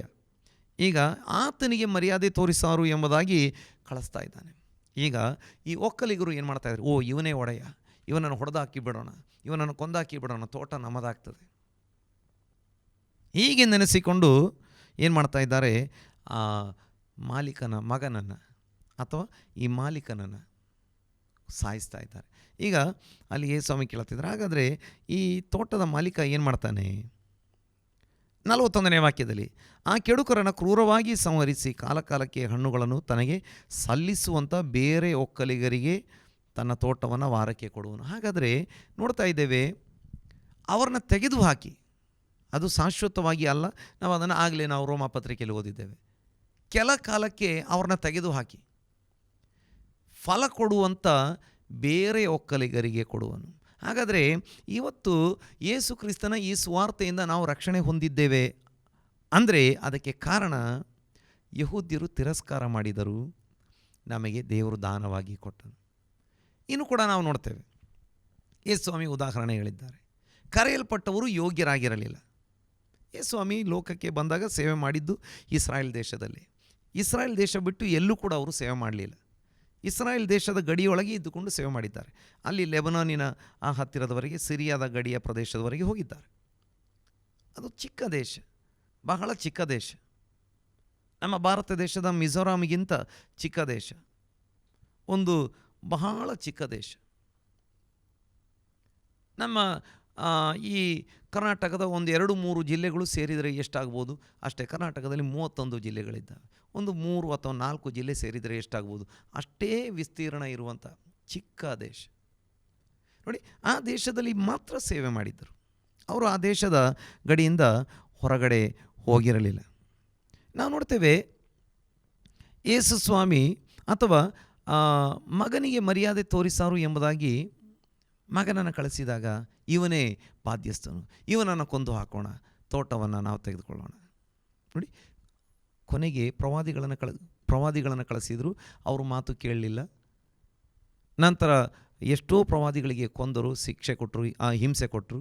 ಕೊನೆಗೆ ದೇವಕುಮಾರ ಬಂದಾಗ ಯಹೂದ್ಯರು, ಅನ್ಯಜನರು ಎಲ್ಲ ಸೇರಿಕೊಂಡು ಅವ್ರನ್ನ ಶಿಲುಬೆಗೆ ಹಾಕಿ ಕೊಂದರು ಎಂಬುದಾಗಿ ನೋಡ್ತೇವೆ. ಆದರೆ ಅದು ದೇವರ ಚಿತ್ತವಾಗಿತ್ತು. ಅವರು ನಮಗಾಗಿ, ನಮ್ಮ ಪಾಪಕ್ಕಾಗಿ ಶಿಲುಬೆ ಮೇಲೆ ಸಾಯಬೇಕಾಗಿತ್ತು. ಅವರಿಗೆ ಗೊತ್ತಿಲ್ಲದೆ ದೇವರ ಚಿತ್ತವನ್ನೇ ನೆರವೇರಿಸಿ ಬಿಟ್ಟರು ಎಂಬುದಾಗಿ ನಾವು ನೋಡ್ತಾ ಇದ್ದೇವೆ. ಯೇಸು ಸ್ವಾಮಿ ಮರಣವನ್ನು ಜಯಿಸಿ ಎದ್ದು ಬಂದರು. ದೇವನಾಮಕ್ಕೆ ಸ್ತೋತ್ರ ಉಂಟಾಗಿ. ಇವತ್ತು ಅವರು ಅಯೋಗ್ಯರಾಗಿ ಹೋದದರಿಂದ ಆ ರಕ್ಷಣೆ ನಮಗೆ ಸಿಕ್ಕಿದೆ. ಯೇಸು ಕ್ರಿಸ್ತನ ಆ ರಕ್ಷಣೆ, ಕೊಡುವಂಥ ರಕ್ಷಣೆ ನಮಗೆ ಸಿಕ್ಕಿದೆ. ಅದು ಕೂಡ ದೇವರ ಚಿತ್ತವೇ ಆಗಿತ್ತು. ತಾತ್ಕಾಲಿಕವಾಗಿ ಅವರು ಮೊಂಡರಾಗಬೇಕು, ತಾತ್ಕಾಲಿಕವಾಗಿ ಅವರು ಕಠಿಣ ಹೃದಯಸ್ಥರಾಗಬೇಕು, ಆದರೆ ಆಗ ಆ ಸುವಾರ್ತೆ ಅನ್ಯಜನರಾಗಿರುವ ನಮಗೆ ಸಿಗಬೇಕು ಎಂಬುದು ದೇವರ ಚಿತ್ತವಾಗಿತ್ತು. ಹಾಗಾಗಿ ನಮ್ಮಲ್ಲಿ ಒಬ್ಬರಿಗೆ ಕೂಡ ಹೊಗಳಿಕೊಳ್ಳಿಕ್ಕೆ ಆಸ್ಪದವಿಲ್ಲ, ಅವಕಾಶವಿಲ್ಲ. ದೇವರ ವಾಕ್ಯದಲ್ಲಿ ನೋಡ್ತೇವೆ, ಅವರು ಹುಟ್ಟು ಕೊಂಬೆಗಳು, ಅವರು ಅಲ್ಲಿಂದ ಕಡಿಯಲ್ಪಟ್ಟು ನಾವು ಬೇರೆ ಕೊಂಬೆಗಳಾಗಿದ್ದಂಥ ನಮ್ಮನ್ನು ಆ ಮರದೊಂದಿಗೆ ಕಸಿ ಕಟ್ಟಿದ್ದಾನೆ. ಹಾಗಾದರೆ ಹುಟ್ಟು ಕೊಂಬೆಗಳನ್ನು ಕೂಡ ಕಸಿ ಕಟ್ಟುವುದಕ್ಕೆ ದೇವರು ಶಕ್ತನಾಗಿದ್ದಾನೆ. ನೋಡಿ, ಯೇಸು ಸ್ವಾಮಿ ಹೇಳಿದಂಥ ಇನ್ನೊಂದು ಸಮಯದಲ್ಲಿ ನಾವಾಗಲೇ ನೋಡಿದ್ದೆವು. ಈಗ ಕರೆಯಲ್ಪಟ್ಟವರು ಯೋಗ್ಯರಾಗಿರಲಿಲ್ಲ. ಮದುವೆ ಊಟಕ್ಕೆ ಕರೆಯಲಾಗಿತ್ತು, ಅವರು ಯೋಗ್ಯರಾಗಿರಲಿಲ್ಲ. ಹಾಗಾಗಿ ಅಲ್ಲಿ ಇಲ್ಲಿ ಸಂದು ಗೊಂದು ಚೌಕ ಬೀದಿಗಳಲ್ಲಿ ಸಿಕ್ಕವ್ರನ್ನೆಲ್ಲ ದೇವರ ರಾಜ್ಯಕ್ಕೆ ದೇವರು ಕರೆದುಕೊಂಡರು ಎಂಬುದಾಗಿ. ನಾವು ಅಲ್ಲಿ ಇಲ್ಲಿ ಅಥವಾ ಲೋಕದ ಎಲ್ಲ ಭಾಗಗಳಲ್ಲಿ ಇದ್ದಂಥ ಅನ್ಯ ಜನಾಂಗಗಳಲ್ಲಿ ಇದ್ದಂಥವರು ನಮ್ಮನ್ನು ಆರಿಸಿಕೊಂಡಿದ್ದಾನೆ. ಯಾಕೆ ಅಂದರೆ ಅವರು ಅಲ್ಪ ಕಾಲಕ್ಕೆ ಕಠಿಣ ಹೃದಯಸ್ಥರಾದರು, ಆದರೆ ಅದು ಶಾಶ್ವತವಾಗಿ ಇರುವುದಿಲ್ಲ. ಅವರ ಕಠಿಣ ಹೃದಯ ನೀಗುತ್ತದೆ ಮತ್ತು ಅವರು ಕೂಡ ಯೇಸುವನ್ನು ನಂಬುವರಾಗಿರುತ್ತಾರೆ. ದೇವರ ನಾಮಕ್ಕೆ ಸ್ತೋತ್ರ. ಇವತ್ತು ದೇವರ ಕೃಪೆ ನಮಗೆ ದೊರಕಿದೆ. ಹಾಗಾಗಿ ಯಾರ ಮೂಲಕವಾಗಿ ನಮಗೆ ದೊರಕಿತು ಎಂಬುದಾಗಿ ನೆನೆಸಿಕೊಂಡು ಅವರ ರಕ್ಷಣೆಗಾಗಿ ನಾವು ಪ್ರಾರ್ಥನೆ ಮಾಡಬೇಕು ಎಂಬುದಾಗಿ ವಾಕ್ಯ ನಮ್ಮನ್ನು ಎಚ್ಚರಿಸ್ತಾ ಇದೆ. ದೇವರ ನಾಮಕ್ಕೆ ಸ್ತೋತ್ರ ಉಂಟಾಗಲಿ. ನಾವು ರೋಮಾಪುರದವರಿಗೆ ಬರೆದ ಪತ್ರಿಕೆ 11ನೇ ಅಧ್ಯಾಯ 11ನೇ ವಾಕ್ಯದಿಂದ ನಾವು ಆಗಲೇ ಪ್ರಾರಂಭವನ್ನು ಓದಿದ್ದೆವು. ನಾವು ಮುಂದುವರಿಸೋಣ. ಹಾಗಾದರೆ ಅವರು ಬಿದ್ದೇ ಹೋಗುವಂತೆ ಎಡವಿದರೇನು ಎಂದು ಕೇಳುತ್ತೇನೆ. ಹಾಗೆ ಎಂದಿಗೂ ಹೇಳಬಾರದು. ಅವರು ಬಿದ್ದು ಹೋದದರಿಂದ ಕ್ರಿಸ್ತನಿಂದ ಉಂಟಾಗುವ ರಕ್ಷಣೆಯು ಅನ್ಯ ಜನರಿಗೆ ಉಂಟಾಯಿತು. ಇದರಿಂದ ದೇವರು ಅವರಲ್ಲಿ ಹೊರಡು ಹುಟ್ಟಿಸುತ್ತಾನೆ. ಅವರು ಬಿದ್ದು ಹೋದದ್ದು ಸರ್ವಲೋಕದ ಭಾಗ್ಯಕ್ಕೂ, ಅವರು ಸೋತು ಹೋದದ್ದು ಅನ್ಯ ಜನಗಳ ಭಾಗ್ಯಕ್ಕೂ ಮಾರ್ಗವಾಗಿರಲಾಗಿ ಅವರ ಪೂರ್ಣ ಪುನಃಸ್ಥಾಪನೆಯು ಎಷ್ಟೋ ಹೆಚ್ಚಾಗಿ ಭಾಗ್ಯಕ್ಕೆ ಕಾರಣವಾಗುವುದು. ನೋಡಿ, ಅವರು ಬಿದ್ದು ಹೋದದ್ದೇ ನಮಗೆ ಆಶೀರ್ವಾದ. ಹಾಗಾದರೆ ಅವರು ಬಿದ್ದು ಹೋದದ್ದೇ ನಮಗೆ ಆಶೀರ್ವಾದವಾಗಿರುವಾಗ ವಾಕ್ಯ ನೋಡಿ ಎಷ್ಟು ಪಾಸಿಟಿವ್ ಆಗಿ ಆ ವಿಷಯವನ್ನು ನಮಗೆ ತಿಳಿಸಿಕೊಡ್ತಾ ಉಂಟು. ಅವರ ಪೂರ್ಣ ಪುನಃಸ್ಥಾಪನೆ ಎಷ್ಟೋ ಹೆಚ್ಚಾಗಿ ಭಾಗ್ಯಕ್ಕೆ ಕಾರಣವಾಗುವುದು. ನೋಡಿ, ಯಹೂದ್ಯರು ಅವರ ಮೂಲಕವೇ ನಮಗೆ ಈ ಒಡಂಬಡಿಕೆ, ಹಳೆಯ ಹೊಸ ಒಡಂಬಡಿಕೆ ಎಲ್ಲ ಸಿಕ್ತು. ಪ್ರವಾದಿಗಳು ಯಹೂದ್ಯರೇ ಆಗಿದ್ದರು ಅಥವಾ ಇಸ್ರಾಯೇಲ್ಯರಾಗಿದ್ದರು. ಅಪೊಸ್ತಲರೆಲ್ಲರೂ ಇಸ್ರಾಯೇಲ್ಯರೇ ಆಗಿದ್ದರು, ಯಹೂದ್ಯರೇ ಆಗಿದ್ದರು. ಯೇಸು ಸ್ವಾಮಿ ಕೂಡ ಆ ಇಸ್ರಾಯೇಲ್ ವಂಶದಲ್ಲಿ ಯಹೂದ ಕುಲದಲ್ಲಿಯೇ ಹುಟ್ಟಿ ಬಂದರು. ನೋಡಿ, ನಮಗೆ ಹಳೆಯ ಒಡಂಬಡಿಕೆ ಮೋಶೆ ಇರ್ಬೋದು, ಹೊಸ ಒಡಂಬಡಿಕೆ ಪೌಲ ಇರ್ಬೋದು, ಎಲ್ಲರೂ ಇಸ್ರಾಯೇಲ್ಯರೇ. ಅವರ ಮೂಲಕವೇ ನಮಗೆ ಬಂತು. ನೋಡಿ, ಆ ಕಾಲದಲ್ಲಿ ಎಲ್ಲರೂ ಏನು ಯೇಸು ಸ್ವಾಮಿಯನ್ನು ಸ್ವೀಕಾರ ಮಾಡದೇ ಇರಲಿಲ್ಲ. ಕೆಲವರು ಮಾತ್ರ ಸ್ವೀಕಾರ ಮಾಡಲಿಲ್ಲ, ಅಥವಾ ಕೆಲವು ಅಧಿಕಾರಿಗಳು ದೊಡ್ಡ ಸ್ಥಾನದಲ್ಲಿದ್ದವರು ಸ್ವೀಕಾರ ಮಾಡಲಿಲ್ಲ. ಬಹಳ ಜನ ಯೇಸುವನ್ನು ಸ್ವೀಕಾರ ಮಾಡಿದ್ದರು. ಅಥವಾ ಇನ್ನೊಂದು ರೀತಿಯಲ್ಲಿ ಹೇಳ್ಬೋದು, ಕೆಲವರಾದರೂ ಯೇಸುವನ್ನು ಸ್ವೀಕಾರ ಮಾಡಿದ್ದಾರೆ. ನೋಡಿ, ಪ್ರವಾದಿಗಳು ಲೋಕದಲ್ಲಿ ಬಂದಾಗಲೂ ಕೂಡ ಅದೇ ಪರಿಸ್ಥಿತಿ ಇತ್ತು. ಎಲ್ಲ ಇಸ್ರಾಯೇಲ್ಯರೇನು ಪ್ರವಾದಿಗಳನ್ನು ಸ್ವೀಕಾರ ಮಾಡಿರಲಿಲ್ಲ. ಬಹುತೇಕ ಇಸ್ರಾಯೇಲ್ಯರು ಪ್ರವಾದಿಗಳನ್ನು ಹಾಗೆ ಮಾಡಿದವರು, ಪ್ರವಾದಿಗಳನ್ನು ಕೊಲ್ಲುವುದಕ್ಕೆ ಸಪೋರ್ಟ್ ಮಾಡಿದವರಾಗಿದ್ದರು. ನೋಡಿ, ಹಾಗಾದರೆ ಅವರು ಬಿದ್ದು ಹೋಗಿದ್ದು ನಮಗೆ ಅಥವಾ ಅನ್ಯ ಜನಗಳಾಗಿರುವಂಥ ನಮಗೆ ರಕ್ಷಣೆ ಸಿಗುವುದಕ್ಕೆ ಕಾರಣವಾಗಿರುವಾಗ ಅವರು ಮರಳಿ ಬಂದರೆ, ನೋಡಿ, ಅವರಿಗೆ ದೇಶ ಸಿಕ್ಕಾಗಲೇ ಅವರ ದೇಶದಿಂದ ಎಷ್ಟೆಲ್ಲ ಸಂಶೋಧನೆಗಳು, ದೇಶ ಸಿಗೋದಕ್ಕಿಂತ ಮುಂಚೆ ಯುರೋಪಿನಲ್ಲಿ ಹೌದು ಎಷ್ಟೆಲ್ಲ ಜನ ವಿಜ್ಞಾನಿಗಳು ಯಹೂದ್ಯರಿಂದಲೇ ಎದ್ದು ಏನೆಲ್ಲ ಸಂಶೋಧನೆ ಮಾಡಿದರು, ಏನೆಲ್ಲ ಕೊಡುಗೆಗಳನ್ನು ಕೊಟ್ಟರು. ಅವರ ದೇಶ ಸ್ಥಾಪನೆ ಆದಮೇಲೆ ಆ ದೇಶದಿಂದ ಏನೆಲ್ಲ ರೀತಿಯಲ್ಲಿ ವಿಜ್ಞಾನದಲ್ಲಿ ಕ್ರಾಂತಿ ಉಂಟಾಯಿತು, ಏನೆಲ್ಲ ಕೊಡುಗೆಗಳು. ನೋಡಿ, ಹನಿ ನೀರಾವರಿಯಿಂದ ಹಿಡಿದು ಮೊಬೈಲ್ ಫೋನ್ನಿಂದ ಹಿಡಿದು ಏನೆಲ್ಲ ಕೊಡುಗೆಗಳು ಲೋಕಕ್ಕೆ ಸಿಕ್ಕಿದ್ದಾವೆ, ಇವೆಲ್ಲ ಯಹೂದ್ಯರ ಮೂಲಕವೇ ಬಂದದ್ದು. ಪ್ರತಿ ವರ್ಷ ಅದಕ್ಕೆ ಅವರಿಗೆ ಎಷ್ಟೋ ಜನ ಯಹೂದ್ಯರಿಗೆ ನೋಬೆಲ್ ಬಹುಮಾನ ಸಿಗ್ತಾಯಿದೆ. ಹಾಗಾದರೆ ಅವರ ಪೂರ್ಣ ಪುನಃಸ್ಥಾಪನೆ, ಅವರು ಪೂರ್ಣವಾಗಿ ಕರ್ತನ ಕಡೆಗೆ ಬಂದರೆ, ಯೇಸು ಕ್ರಿಸ್ತನ ಕಡೆಗೆ ಬಂದರೆ, ಇವತ್ತು ನೋಡಿ ಒಂದು ಒಳ್ಳೆಯ ಅಂಶ, ಯಹೂದ್ಯರು ನಾಸ್ತಿಕರು, ಕೆಲವರೇ ದೇವರಲ್ಲಿ ನಂಬಿಕೆ ಇಟ್ಟವರಿದ್ದಾರೆ. ಭಾಳ ಜನ ದೇವರನ್ನ ನಂಬುವುದೇ ಇಲ್ಲ. ಆದರೆ ಅವರು ಪೂರ್ಣವಾಗಿ ಕರ್ತನ ಕಡೆಗೆ ಮರಳಿ ಬಂದರೆ ಎಷ್ಟು ದೊಡ್ಡ ಆಶೀರ್ವಾದ ಲೋಕಕ್ಕೆ ಆಗ್ತದೆ ಎಂಬುದಾಗಿ ದೇವರ ನಾಮಕ್ಕೆ ಸ್ತೋತ್ರ ಉಂಟಾಗಲಿ. ಹಾಗಾಗಿ ನಾವು ಪ್ರಾರ್ಥನೆ ಮಾಡೋಣ. ಎಲ್ಲ ಯಹೂದ್ಯರು ಕರ್ತನನ್ನು ಕಂಡುಕೊಳ್ಳಬೇಕು, ಎಲ್ಲ ಯಹೂದ್ಯರು ಆಶೀರ್ವದಿಸಲ್ಪಡಬೇಕು. ಈಗ ಅವರಿಗೆ ಚಿಕ್ಕ ಒಂದು ದೇಶ ಸಿಕ್ಕಿದೆ, ಆದರೆ ಪೂರ್ಣ ಒಂದು ಪುನಃಸ್ಥಾಪನೆ ಅವರಲ್ಲಿ ಆಗಬೇಕು. ಅವರ ದೇಶದಲ್ಲಿ ಶಾಂತಿ ನೆಲೆಗೊಳ್ಳಬೇಕು, ಎಲ್ಲ ಶತ್ರುಗಳು ತೊಲಗಬೇಕು. ಆ ಶತ್ರುಗಳಿಗೆ ಕೂಡ ಮಾನಸಾಂತರ ಆಗಬೇಕು. ದೇವರ ವಾಕ್ಯದಲ್ಲಿ ನೋಡ್ತೇವೆ, ಆ ಶತ್ರುಗಳು, ಯಹೂದ್ಯರ ಶತ್ರುಗಳು ಕೂಡ ದೇವರನ್ನ ಕಂಡುಕೊಳ್ಳಬೇಕು, ದೇವರನ್ನ ತಿಳಿದುಕೊಳ್ಳಬೇಕು, ಶಾಂತಿ ನೆಲೆಸಬೇಕು, ಆ ನಾಡಿನಲ್ಲಿ ಶಾಂತಿ ನೆಲೆಸಬೇಕು. ಆ ನಾಡು, ಆ ಯಹೂದ್ಯರು ಪೂರ್ಣವಾಗಿ ದೇವರ ಕಡೆಗೆ ತಿರುಗಿಕೊಳ್ಳಬೇಕು. ಇವತ್ತು 70% ಜನ ನಾಸ್ತಿಕರಿದ್ದಾರೆ. ಆದರೆ ಅವರ ಮೂಲಕವೇ ಇಷ್ಟೆಲ್ಲ ಕಾರ್ಯ ಮಾಡಿಸುವಾಗ ದೇವರ ನಾಮಕ್ಕೆ ಸ್ತೋತ್ರ ಉಂಟಾಗಲಿ. ಅವರೆಲ್ಲ ದೇವರ ಕಡೆಗೆ ತಿರುಗಿ ಬಂದಾಗ ಅವರ ದೇಶದಲ್ಲಿ ಶಾಂತಿ ನೆಲೆಗೊಳ್ಳುತ್ತದೆ. ಮತ್ತು ದೇವರ ಮಕ್ಕಳಾಗಿರುವ ನಾವು ಯೆರೂಸಲೇಮಿನ ಶಾಂತಿಗೋಸ್ಕರ, ಸಮಾಧಾನಕ್ಕೋಸ್ಕರ ಪ್ರಾರ್ಥನೆ ಮಾಡಲಿಕ್ಕೆ ಜವಾಬ್ದಾರಿಕೆ ಉಳ್ಳವರಾಗಿದ್ದು, ನಾವು ಪ್ರಾರ್ಥನೆ ಮಾಡುವಾಗ ನಾವು ಪ್ರಾರಂಭದಲ್ಲಿ ಏನು ಓದಿದ್ದೇವೆ, ಹೌದು, ಯೆರೂಸಲೇಮಿನ ಶುಭಕ್ಕೋಸ್ಕರ ಪ್ರಾರ್ಥಿಸಿರಿ, ಯೆರೂಸಲೇಮಿನ ನನ್ನ ಪ್ರೀತಿಸುವವರಿಗೆ ಸೌಭಾಗ್ಯ ಉಂಟಾಗಲಿ. ಪ್ರೀತಿಸುವವರಿಗೆ ಸೌಭಾಗ್ಯ ಉಂಟಾಗ್ತದೆ. ಮಾತ್ರವಲ್ಲ, ನಿನ್ನ ಪೌಳಿಗೋಡೆಗಳ ಒಳಗೆ ಶುಭ ಉಂಟಾಗಲಿ, ನಿನ್ನ ಅರಮನೆಗಳಲ್ಲಿ ಸೌಭಾಗ್ಯವಿರಲಿ. ನಿನ್ನ ಮನೆಯೊಳಗೆ ಸೌಭಾಗ್ಯ, ಶುಭ ಉಂಟಾಗ್ತದೆ.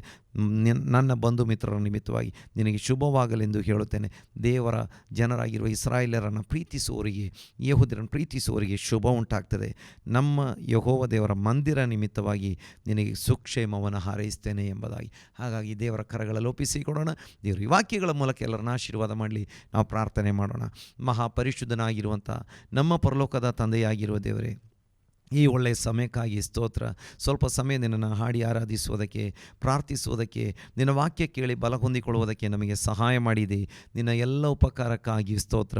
ವಿಶೇಷವಾಗಿ ಹೌದು ಸ್ವಾಮಿ, ಇವತ್ತು ನಿನ್ನ ವಾಕ್ಯ ಕೇಳಿದ್ದೇವೆ, ಯೆರೂಸಲೇಮಿನ ಶುಭಕ್ಕೋಸ್ಕರ ಪ್ರಾರ್ಥನೆ ಮಾಡಿರಿ ಎಂಬುದಾಗಿ. ಹೌದು ಕರ್ತನೇ, ಈ ಹೊತ್ತು ನಾವು ಯೆರೂಸಲೇಮಿನಲ್ಲಿ, ಹೌದು ಇಸ್ರಾಯೇಲ್ ದೇಶದಲ್ಲಿ ಶಾಂತಿಗೋಸ್ಕರ, ಸಮಾಧಾನಕ್ಕೋಸ್ಕರ ಪ್ರಾರ್ಥನೆ ಮಾಡ್ತಾ ಇದ್ದೇವೆ. ಅವರ ಶತ್ರುಗಳಾಗಿರುವಂಥವರು ದೇವರನ್ನ ತಿಳಿದುಕೊಳ್ಳಲಿ, ಅವರು ಕೂಡ ನಿನ್ನ ಕಡೆಗೆ ತಿರುಗಿಕೊಳ್ಳಲಿ. ಎಲ್ಲ ಶತ್ರು ಭಯದಿಂದ, ವೈರಿಯ ಭಯದಿಂದ ತಪ್ಪಿಸಲ್ಪಟ್ಟವರಾಗಿ, ಹೌದು ಇಸ್ರಾಯೇಲ್ಯರು, ಹೌದು ಸ್ವಾಮಿ, ಅವರು ಆತ್ಮಿಕ ಜೀವಿತದಲ್ಲಿ ಒಂದು ಪೂರ್ಣವಾದ ಪುನಃಸ್ಥಾಪನೆಗೆ ಬರಲಿ. ಆ ದೇಶದಲ್ಲಿ ಸಮಾಧಾನ ಉಂಟಾಗಲಿ. ಆ ದೇಶ ಕರ್ತನೆ ಲೋಕದ ಎಲ್ಲ ಜನಕ್ಕೆ ಆಶೀರ್ವಾದದ ದೇಶವಾಗಿ ಇದುವರೆಗೆ ನೀನು ಮಾರ್ಪಡಿಸಿದ್ದಿ. ಇನ್ನು ಮುಂದೆ ಕೂಡ ದೊಡ್ಡ ಆಶೀರ್ವಾದದ ದೇಶವಾಗಿ ಆ ದೇಶವನ್ನು ನೀನು ಮಾರ್ಪಡಿಸಿ ನಡೆಸು. ಆ ದೇಶದ ಮೂಲಕ ಲೋಕದ ಎಲ್ಲ ಕುಲಗಳು, ಎಲ್ಲ ವ್ಯಕ್ತಿಗಳು, ಹೌದು ಆತ್ಮಿಕವಾಗಿ, ಹೌದು ಮಾನಸಿಕವಾಗಿ, ಶಾರೀರಿಕವಾಗಿ, ಹೌದು ತಾಂತ್ರಿಕವಾಗಿ, ಹೌದು ಎಲ್ಲ ವಿಷಯಗಳಲ್ಲಿ ಆಶೀರ್ವದಿಸಲ್ಪಡುವಂತೆ ಸಹಾಯ ಮಾಡು. ಯಹೂದ್ಯರ ಮೂಲಕ ಪ್ರವಾದಿಗಳು, ಒಡಂಬಡಿಕೆಗಳು, ಅಪೊಸ್ತಲರು, ಹೌದು ಕ್ರಿಸ್ತನು ಕೂಡ ಯಹೂದ್ಯರ ಮೂಲಕ ಬರುವಂತೆ ಆಶೀರ್ವಾದಿಸಿದ್ದಿ ಸ್ವಾಮಿ.